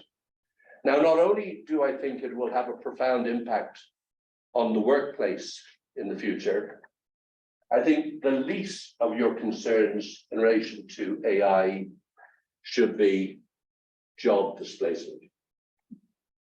And I would sort of just encourage you to reflect on all the ways it may change the workplace, your company, your organization, your community, your nation, or the world. And furthermore, I would say I am an engineer by training. I love science and technology, and this technology can transform the world for the better and help us deal with our greatest challenges at faster pace, including on the biggest issues that we face in terms of climate change and health. It could also be the fastest ticket we ever purchased for the demise of mankind. So I hope on issue one, I've left you with what I think today is something we should all be talking about in our workplaces. And I take it a bit further than that. I'm going to come back to it a few times in what I say this afternoon, in terms of other sort of issues. The second issue I want to touch on is climate change and why I think that's so important for the world of employment. And it's not because of the environment. It's because of the extreme gap between rich and poor. It is because of the impact it's going to have in terms of world poverty and migration flows. And if we think that what we have seen in Europe and in the States in terms of migration flows is significant, it's nothing compared to what is inevitable if we don't get a grip on climate change. And it's not that I don't think there's lots of reasons for us to be thinking about that issue. It is if we get a transformation in the scale of migration, we get a transformation of the challenge we have, not only in terms of society, but in terms of how do we do a brilliant job in terms of our national narrative, our corporate narrative around diversity and inclusion and employee engagement and behavior and fairness. So the reason why I think climate change is something that I would have as my second issue is because I think its impact in terms of rich and poor and inequality is far more than we've thought about very carefully so far. So whilst in many companies we'll have climate change at the heart of a lot of what we're talking about, I'm not sure that we have it at the heart of what it might really be for the organizations in which we operate. And I know in this ESG stuff, there's a lot of talk about, am I doing something wrong here? No, it was just that the previous slides were up, so I just wanted to. Oh, sorry, I do apologize. Sorry. So it's just if I thought every time you came up, I was doing something wrong, and I was worried. I want to make a point about social responsibility. In all of this, it's sort of in that ESG stuff. We've got 1 million world experts on the E. We've got several million now on the G. And there's a reasonable question to be asked as to how good a job are we doing as corporates in terms of the S and in terms of what social responsibility might need to consider. And I sort of, and I've been involved with it, back to the time I may have first met Nita through some of the work I did with business in the community. I've been in amongst business engagement society for the best part of 20 years. I think what I'm more thoughtful about going forward is if we get some of these big shifts in society and we get more at the extremities of rich and poor, and we get something I'll come back to as issue number 3 or 4 in a moment, a generation that are very different. What employees think about the companies I work for in terms of how we engage with society and our local communities, I think is going to transform relative to where it is today. I think corporates by and large have had a relatively easy ride from their employees in terms of social responsibility. They've had plenty of pressure from the outside world, but in terms of the internal revolution that lies ahead, I'd be thinking a lot about social responsibility and how do I get a grip on that as an issue. I imagine there's a few experts on diversity and inclusion in this room. And I hope that nobody walks out when I say what I want to say, but I've been involved as a leader for a few years. And I was first involved in diversity in 1979 in an ICI task force on gender diversity. And I can tell you with absolute certainty that it took 40 years for anybody to make any sort of sensible progress in terms of gender diversity, which I would say has only got any sort of momentum in the past 10 years. And as we go around celebrating and riding our horses with joy about progress in terms of diversity on boards, the reality is in far too many places that progress in terms of gender diversity within the executives is pathetic. So I think there's still plenty to go, and that's the easy bit. When George Floyd died, a managing director of UTB, Angela Jane, said to me, as I was chairman of London First, on the board of London First, she said, Paul, what are you going to do about George Floyd? I thought, that's quite an aggressive stance from a board colleague to a chair. What are you all going to do about George Floyd? This was at a London First board meeting, which is a very diverse board, I thought at the time. Certainly it was more than 50-50 male, female.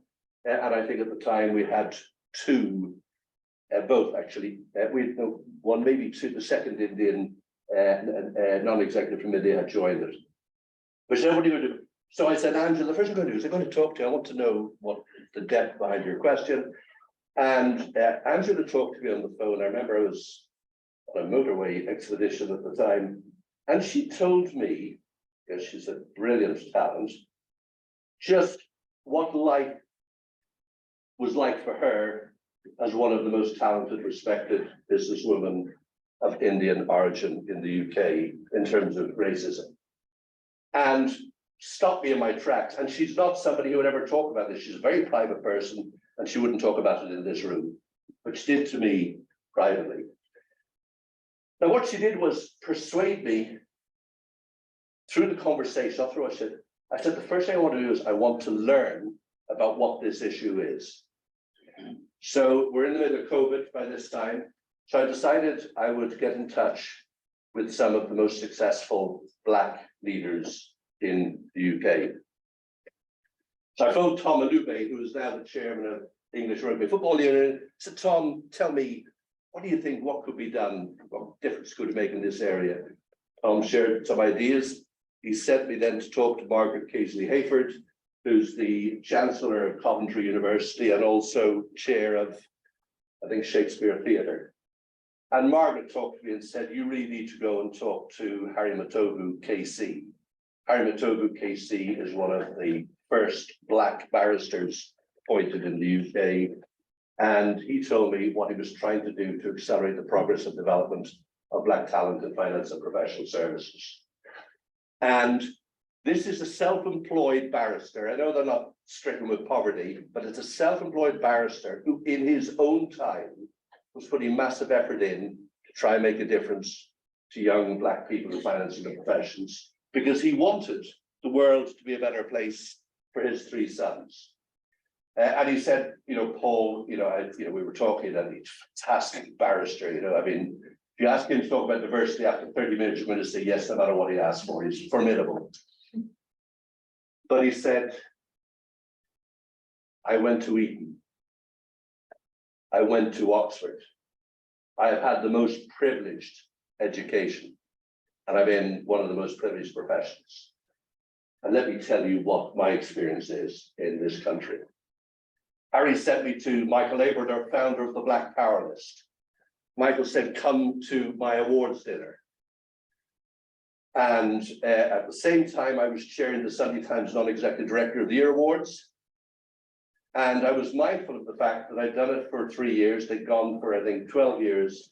There had been one person of color who had won an award in that period of time, one person of color, no Black people at all.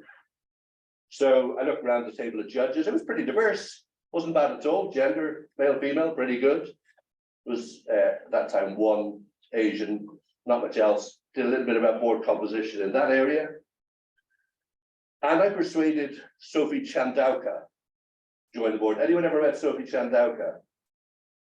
The force behind the Black British Business Awards for Rising Stars and Senior Talent. And I got Sophie on just to watch the Sunday Times net process and just tell me what she thought I could do. So she agreed, she enjoyed the judging panel, and she said, but by the way, you're going to become a judge for the Black British Business Awards. And I sort of didn't remember where in the contract I'd agreed to do that, but I did it. And from that, you know, I could go on a day for this, but some things real struck home to me on this issue, which I think is so important. There is no shortage whatsoever in this country of outstanding talent from the different ethnic minorities, none whatsoever. And in Black in particular, which has a set of unique issues, there's no shortage of talent. It just happens to go to those employers that send out a strong message that they're open for business and they value. When I went to the Black Powerless dinner, I was probably for the first time in my life, other than when I've been away on business in different countries, in the capital city of London, I was a minority of less than 1% in the room, which in itself was quite a thoughtful position to be in. But as I watched the people who were being nominated, described or speak or whatever, I was just struck by every one of them was outstanding, but a lot of them seemed to be working in particular sectors. And when I looked afterwards, I understood why, because there was a very clear message that we value talent irrespective of race. And I then guess one of the thing I came across was I started then to look at websites of companies and said, why are some people wondering if they have an issue with ethnic minorities? If when I look at the website, 100% of the faces I see are white males or white males and females. So there are I think there's some very simple things that can be done in this area. And I just don't think for the world's leading democracy, the 6th richest country in the world, we should be not addressing this issue at pace. Now, you might say we know about all this stuff we've been on for years. So let me tell you, with Harry Matobu, I persuaded Bain Consulting to do a bit of work on Black talent. It's already done 18 months ago, 12 months ago, maybe. I was particularly interested in what was the state of affairs in terms of progress of Black talent in the UK, and how long would it take to achieve race equity if we continue at our current pace of change? What do you think the answer was? 5 centuries. 32 years. Yeah. So yes, there's a lot to feel good about, but we're the leaders of the 21st century. All of us stakeholders in this room, is that sort of pace of change we think is right in democracy. And I think one of the key themes of your seminar here today was fairness in the workplace. So how does all that sit together? So that's sort of the next issue. I wanted to go, I know I've gone off piste a bit, but that happens. I want to turn to my next issue, very topical. We might come back to it later, but I lived in the Netherlands for 5 years. They have a great expression in Dutch, which I will tell you what is in English. Trust arrives on foot, but leaves on horseback. And I think that was probably right some years ago. I would say trust might arrive on foot, but it certainly leaves at supersonic speed in a world where communications are 24/7, social media, 24/7 news, the speed at which reputation vaporizes. Now, why is that relevant to your conference? I think several reasons. How match fit are all of your senior executives to deal with a world in which communications matters that much? A world in which one word they say in public, one word can change the shape and the perception of an issue that you're dealing with dramatically. A world in which one word can change the way your organization is seen as perceived as being toxic and rotten to the core, to an organization where the vast majority of the people are the most fabulous people on planet Earth. But there are some fundamental flaws in the way you're operating the system. So I think the whole issue about not the speed of trust, but the speed of loss of trust is the next issue, I think, very, very important. I want to turn to issue number 5. How are we doing for time? Are we still on Sunday? Yeah, just a couple more minutes. I had the privilege of chairing the most fantastic charity, Teach First. Teach First exists to recruit the most talented people from universities across the UK, and the deal is as simple as this. We will train you to lead, provided you agree to work in the most disadvantaged schools in the country, as measured in terms of poverty and deprivation. The smartest kids on planet Earth who have never failed in their lives agree to go in and stand in front of classrooms half this size and try and make a difference to the children. And when I went into that organization, into chair the board, it scored pretty well on the first, I'd have to say, but of the, and I'm ballpark, but of the 12 board members, 2 were under 30. 2 were alumni of the Teach First program. And confidentially, I tell you, they were probably the best 2 board members I had. In fact, their contribution was so good and so insightful and so smart that by the time I finished as chair of that board, 4 of the trustees of the charity were under 30. 1/3 of the board was young. And I guess I would say we could all do a much better job thinking about the value we can get from the younger people in our organization. I think we're all too conservative. I think some of the best voices for your company or your organization, whether you're in public service or company organization, the best voices are the ones under 35. Or look, I don't mean to offend anyone in the room. Whatever age I pick, I'm in big trouble, haven't I? But for me, when I talk about young people, I sort of mean under 30. But I mean, if I was in a different room, I might say under 65, just depends who I'm with. But I think this thing about young people, though, brings to me a dimension that I just feel is incredibly relevant for your conference, and that is, you know, I think as we entered the 21st century, we began to realize that the millennial generation, just a bit different, and might need some different thought and approach in the way we led and managed organizations. And a number of organizations really struggle with how to deal with millennials. About 5 years ago, something else started to happen. Gen Z.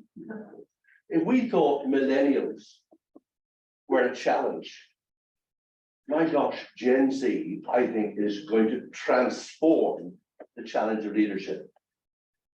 When I started out going to work, I went to work for ICI. Everyone I knew, we were so grateful to get a job. Thank you very much, Pete. Yeah, thank you so much for that job offer. I'm so glad. Now I'm in a great company, I get a pension, it will all be over. I'll stay there forever, which of course, even my generation didn't do. But it was very different.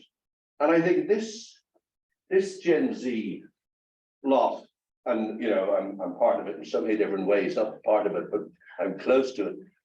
I just think we haven't begun to get our mind around some of the challenges they're presenting. And I just caught the end of the last presentation, which was excellent. I heard the word flexibility. You might find in 10 years' time that's the most dangerous word ever came into the HR lexicon. Because the Gen Z generation have peaked during a world catastrophe in terms of COVID-19. And they have thoughts about hybrid working and home life work balance, all this stuff, and they are uncompromising in what they want. How many of us really understand what the consequence of all that are going to be in 15 or 20 years' time as they've learned and developed without the experience of living and working in the presence of teams, of observing their managers, of seeing how problems escalate and grow, but seeing so much of it through a virtual experience? And I don't know the answer, but I just think the speed at which organizations raced to give people whatever they wanted. And I realized the world had lost the plot when one company offered future employees to work 168 hours of the week at home. That's the maximum number of hours you can offer anybody in a week to work at home. There's no more hours in the week. And in a sense, that told me that this competition between employers, often inspired by great people in this room, is moving at a pace. Some of the challenges around us are at such a pace that we're responding faster. We've got the data and evidence to understand the consequences of the decisions that we're making. And I'm I accept I'm a Neanderthal man, but I'm a little concerned about how we will be as responsible and good at nurturing the Gen Z generation as previous generations. And I think the legacy that we are giving them as society is the worst legacy given to the next generation anytime in the past several hundred years. They are the first generation to face into less opportunity, less wealth, less choice, less everything than our generation. I mean, we all had, and it was really hard, people hungry and wars and all that. But this generation are going into a world that is so much more difficult. I want to finish with two other thoughts for you that I think are relevant to the world of work. The first, geopolitics, which I know isn't in the first chapter of all the HR manuals. But if you look at Ukraine, Russia, China, Taiwan, the state of Africa, and other things happening around the world, it's difficult not to imagine that something will go wrong through accident or mistake or misunderstanding. And how well prepared are we for some of the consequences of that, which could be war that drags us in, could be conscription that we could never imagine as being a possibility, could be employees just unavailable through work. Now, we had our dry run with COVID-19, but are we just hoping some of these challenges won't get worse? Or are we actually thinking about what does geopolitics mean to the world of work? And again, I think that could be a subject for another day. I don't have time today to cover it, but I do think it raises a question: how well trained are our leaders to lead in the most complex, challenging and different situations?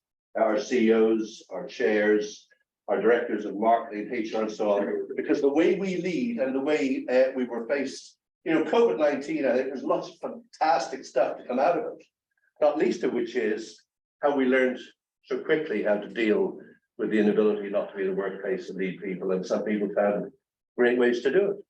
I think there's other great things to come from it, but I think that is incredibly important. I think I've covered the 7 issues I wanted. Sorry, my last issue is narrative and tone. Very often we think about our values and our beliefs and our statements in the corporate sector, but the narrative and tone we adopt, frankly, with the rise of autocracy, the fragmentation in terms of democracy, the narrative and tone we have in our country would change the way the people in the country feel. And therefore, the people who come into our workplace are going to feel different. And some of the narrative we have in the UK at the moment, we had under Trump in the States, that's going to have a profound effect on the workplace, because it will have a profound effect on society, the people who come to work for us. And how are we thinking about how we're going to deal with that? And how we're thinking about the role that leaders have in making comments about stuff like that. So that was my 7th issue, but I have to finish because I looked at this list. Nita terrified me when she asked me to do this. I looked at this and said, with this group of people, will this list cut it? Have I missed anything? And my 7 misses 1 in my book, the most important one of all. And my inspiration for this final thought for you is Nelson Mandela, who said, education is the most powerful weapon with which we can change the world. And I think education is not something that we in organizations, public service, civil society or business can just look and say that's government responsibility. It matters to all of us. And I think thinking about how we engage, shape and influence education in the future, not to say we will repair the damage done or compensate for the shortfalls as employers. I think we need to sort of roll up our sleeves and be much more engaged in the education of our children for the future. So look, I hope I've given you a perspective on why ChatGPT, artificial intelligence matters, inequality and poverty, social responsibility, diversity and inclusion, authentic leadership, young people, geopolitics, education. So I've given one of my perspectives, and you know, they're uplifting because all of these are why we're on planet Earth, to deal with them. So thank you very much.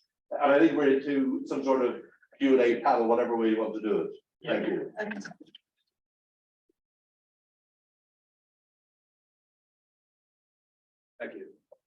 you. Thank you for what I have to lie down after that, to be honest. Big thoughts, big ideas, loads of stuff to chew on. I just want to invite Nita up to the table and Rob Barkworth up to the table for the panel discussion. Rob has not been directly involved today, but he's been kind of milling around, getting a feel for the day. He's a Principal Associate at IES, focused on diversity, equity and inclusion, and has spent 20 years at Duncan helping organisations to develop evidence-based strategies and approaches to improving DEI. So, I mean, we'll come to questions for the wider panel in a minute, but first I thought it just might be good to get Rob, your views and reflections on the day. Thank you, Dan. You're quite right. I have just been milling around and I've managed to sleep onto the panel discussion. So I just wanted to share with you some of the things that resonated with me today as a practitioner rather than as a researcher. So I spent the last 20 years putting in place DEI interventions in organisations. I think the first thing that really struck me was from Tony's opening speech. And it was the disjoint between the labour market inequality, particularly of disabled people being economically inactive, and what organisations are actually doing. I spent quite a lot of the autumn reading all of the DEI strategies when FTSE 100. It was quite a dull task, I have to say. And I have to say that those organisations are not prioritising disability in the way they should be. There is a real absence of reflection of what is going on in wider society. The priorities have been withdrawn. The second reflection comes from Paul here, that the sobering 32 years of getting to racial equality in organisations. I find that a really depressing number. And so what I want to focus in on is what is it that we can do to accelerate that process. And ChatGPT may be an answer. I did use ChatGPT to write a DEI strategy. It was dire, you might be interested to find out. And it fitted in very well with all the other ones that I reviewed. So pretty accurate as well. The message coming from the other speakers was about being data-driven as a practitioner. So Nita was speaking about, or said 1 in 4 employers do not use the data that is shared by their employees. And if we can't represent the views and opinions of our employees in our DEI interventions, we're not going to make a difference. Heledd, I really loved the presentation. The data was so very important. And I really liked it when you said, we don't look at our competitors, we want to do better. And I think that's a message for any DEI practitioner. There is so much imitation in this sector. I was talking to a colleague who said he's got a new client and they want to know about other clients in the financial services sector that have done DEI well. Wonderful statement. They've done it and they've just got it sorted out. And I said to him, you either need to get rid of that person as a client or educate them. And those that make a real difference are ones that do their own research and develop context dependent interventions that really make an impact. And then finally, unconscious bias. I have to admit that I have run an awful lot of unconscious bias sessions in my time. And that's going to Duncan's speech and the idea that they are very popular. I think we will see a waning of those courses. I now no longer do those sorts of interventions unless I have researched that organisation and how bias disrupts decision making within those organisations as well. It needs to respond with context and reality. So that's my 2 pence worth. So yes, hopefully that's Thank you, Rob. Thank you, Rob. Thank you for those reflections. Those are brilliant reflections. Really helpful. So I'm just going to turn now to questions. Does anyone have a question for panel members, either on stuff you've heard today or anything you've heard in the kind of speeches? Any questions? We have got one. Okay. The, Do you want to read it? okay, so Terry Priest has said, as larger corporations, businesses and the public sector start to embrace the principles of good, fair work, how can we mitigate the risks of leaving SMEs behind and potentially widening inequalities? So the question is about how do we make sure that this fairness, covers SMEs as well as larger organisations? Does anyone want to take that one, or shall I just? Well, I guess my reflection on this is that, I mean, what we need is a national mood and movement that in the way that kind of, in a sense, Paul described, that places this up the agenda. All right, I mean, the problem at the moment, it seems to me, is that we're in a kind of very peculiar state that it's quite hard, to raise up and get people engaged and involved in some of the things that we've been talking about, the good work agenda. And frankly, the fragmentation through what's happening at the CBI is absolutely not going to help. We need to find a way of mobilizing all those organizations that have a role in representing good business, because the government is clearly not going to do it. I mean, there's a complete lack of interest in anything to do with positive labor market.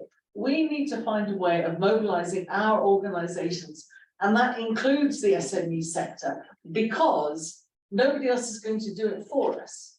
And I think people with CIPD, IES, us, others have a really important role in trying to get this stuff up the agenda. Politicians are not going to do it, or not in the way that we need. And I'm at a bit of a loss, because I don't know about you, Paul, but I feel there's a sort of, not quietude exactly, but the outrage that one could have expected in the past just doesn't appear to be manifesting itself. What do you think? God, there's so many different places I could apply that question to at the moment. Let me just pick one, which is, I think, one of the craziest things in this country at the moment is we seem intent on intensifying division rather than finding common ground. And I've been involved with business organizations over many years, and I've worked in private business, public businesses, small charities, everything.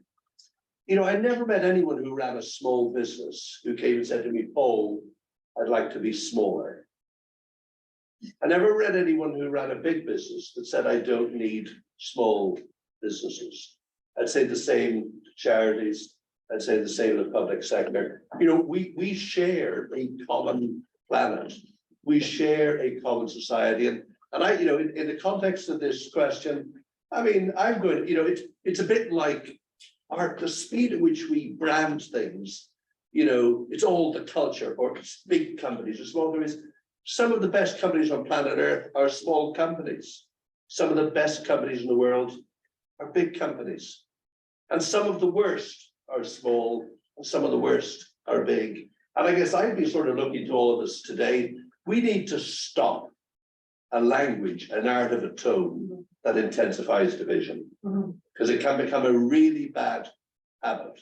And I was thinking this morning, I was going to tweet it, but I ran out of time. There's two words I think we should ban from lexicon in the UK. One is Remainer, and the other is Brexiteer.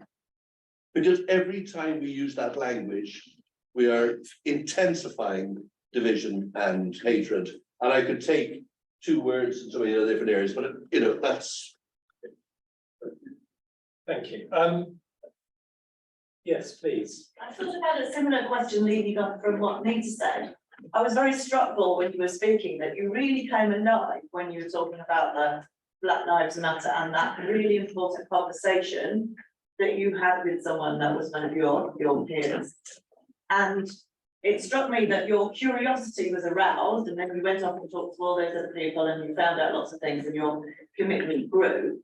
And I just wonder how we in this room could encourage our leaders that we work with to have those profound conversations that tip them from just looking at a standard business case of diversity with a set of data and it will improve this. And similar to the question that our colleague asked about how you get your leaders to be interested in flexible working, it's sort of tipping them from, oh yes, that's another paper that's coming across my board with a dutiful HR person presenting a case, to really caring. And I just wonder how we can. I've got a really straightforward answer. The most powerful transformation process for company CEOs and chairs I've seen in the UK in 35 years. It was founded by King Charles, formerly Prince Charles, the See Is Believing program in business in the community, which is where you get 8, 10, 15, 20 business leaders into a part of society that is riddled with problems, and you let them see firsthand and hear firsthand what it's like to be homeless, what it's like to be a beaten wife, what it's like to be abandoned with children. And you get them to see firsthand and speak to the people who are the disadvantaged of the victims, and then they will come back converted. So on the issue of diversity, my view would be very similar. Do not give them another paper, do not give them another policy, do not give them another plan. Send in one of the most talented people in your organization, sit down in front of them and tell them what they think and what needs to be done. And if that doesn't work, send in another one. And I'd have to say, I've had a fantastic week actually, I was on a fantastic panel the other night.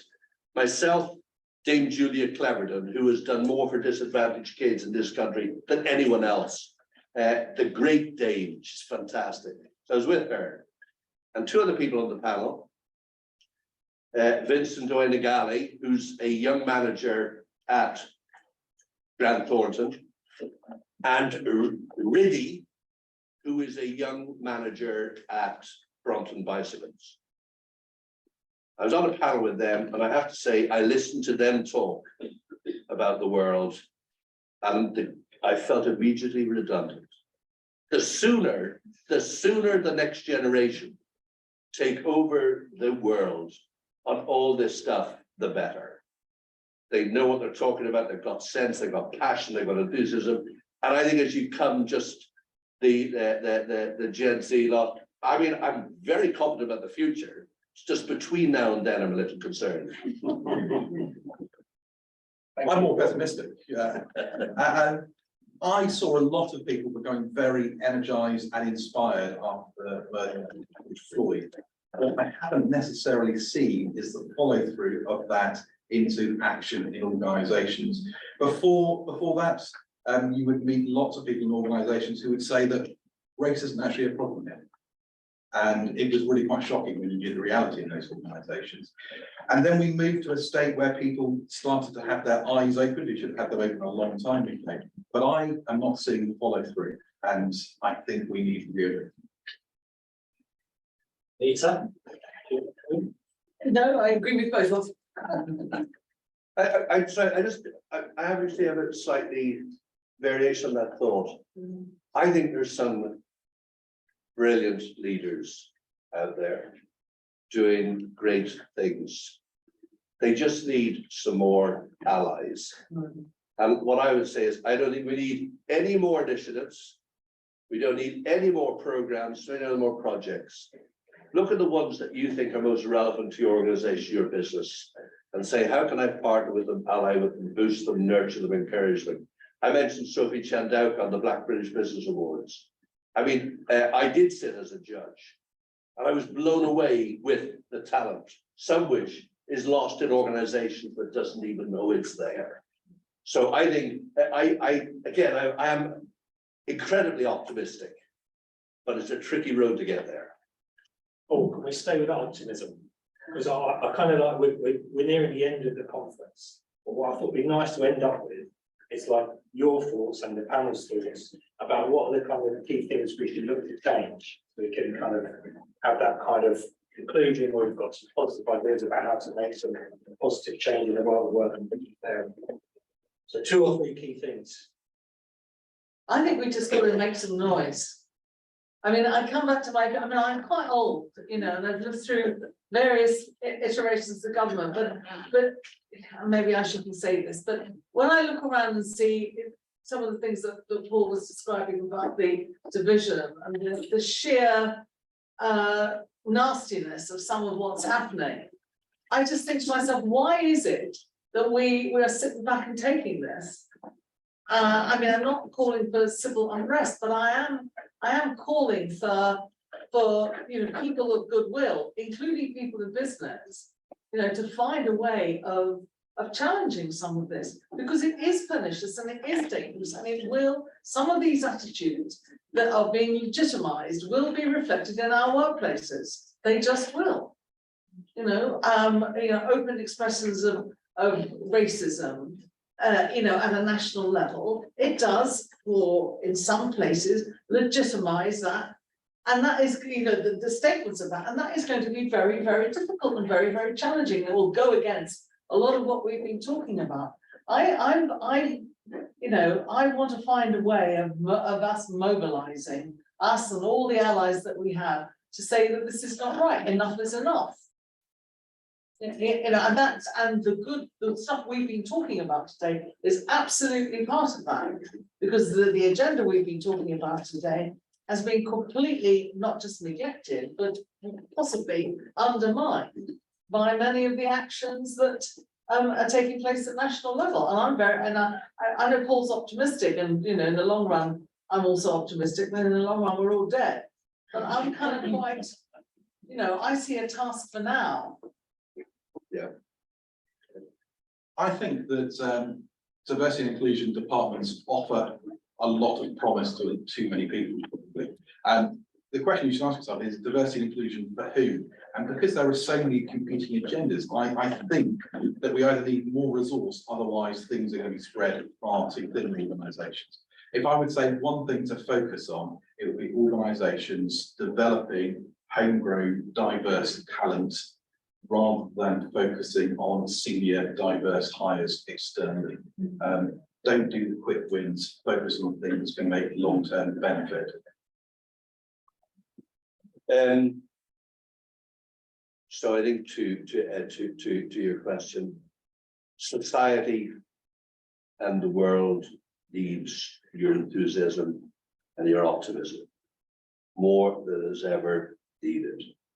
So the way you walk, your facial expression, the bounce in your step when you come in first thing in the morning is a very important sign to your own organization. So just in this room, imagine what you can do through your posture, your face, and your words. But I would pick up on Nita's point, which is there is a time for leadership, and there is a time for CEOs of companies to fulfill a responsibility to society. And that is, my view would be, you have to be prepared to comment on issues that are not just core to your customers and your markets. If you see things happening in society that are bad for society or the nation or the community or your employees, as CEOs, you have to speak about it. And my advice would be, worry less about a knighthood or a David and worry more about the impact on society. And I do think, I'm afraid, and I feel for what Nita just said, you know, I did write as one of my issues, I did, you know, tone and narrative in today's world could either be the greatest tonic that we could have, or it could be the greatest poison. Just words. And I would think of the words, think of the behaviors, and just think of the difference that you can make. Right, thank you. I'm now wondering what my face is saying and the one side. Look in the mirror. But thank you very much.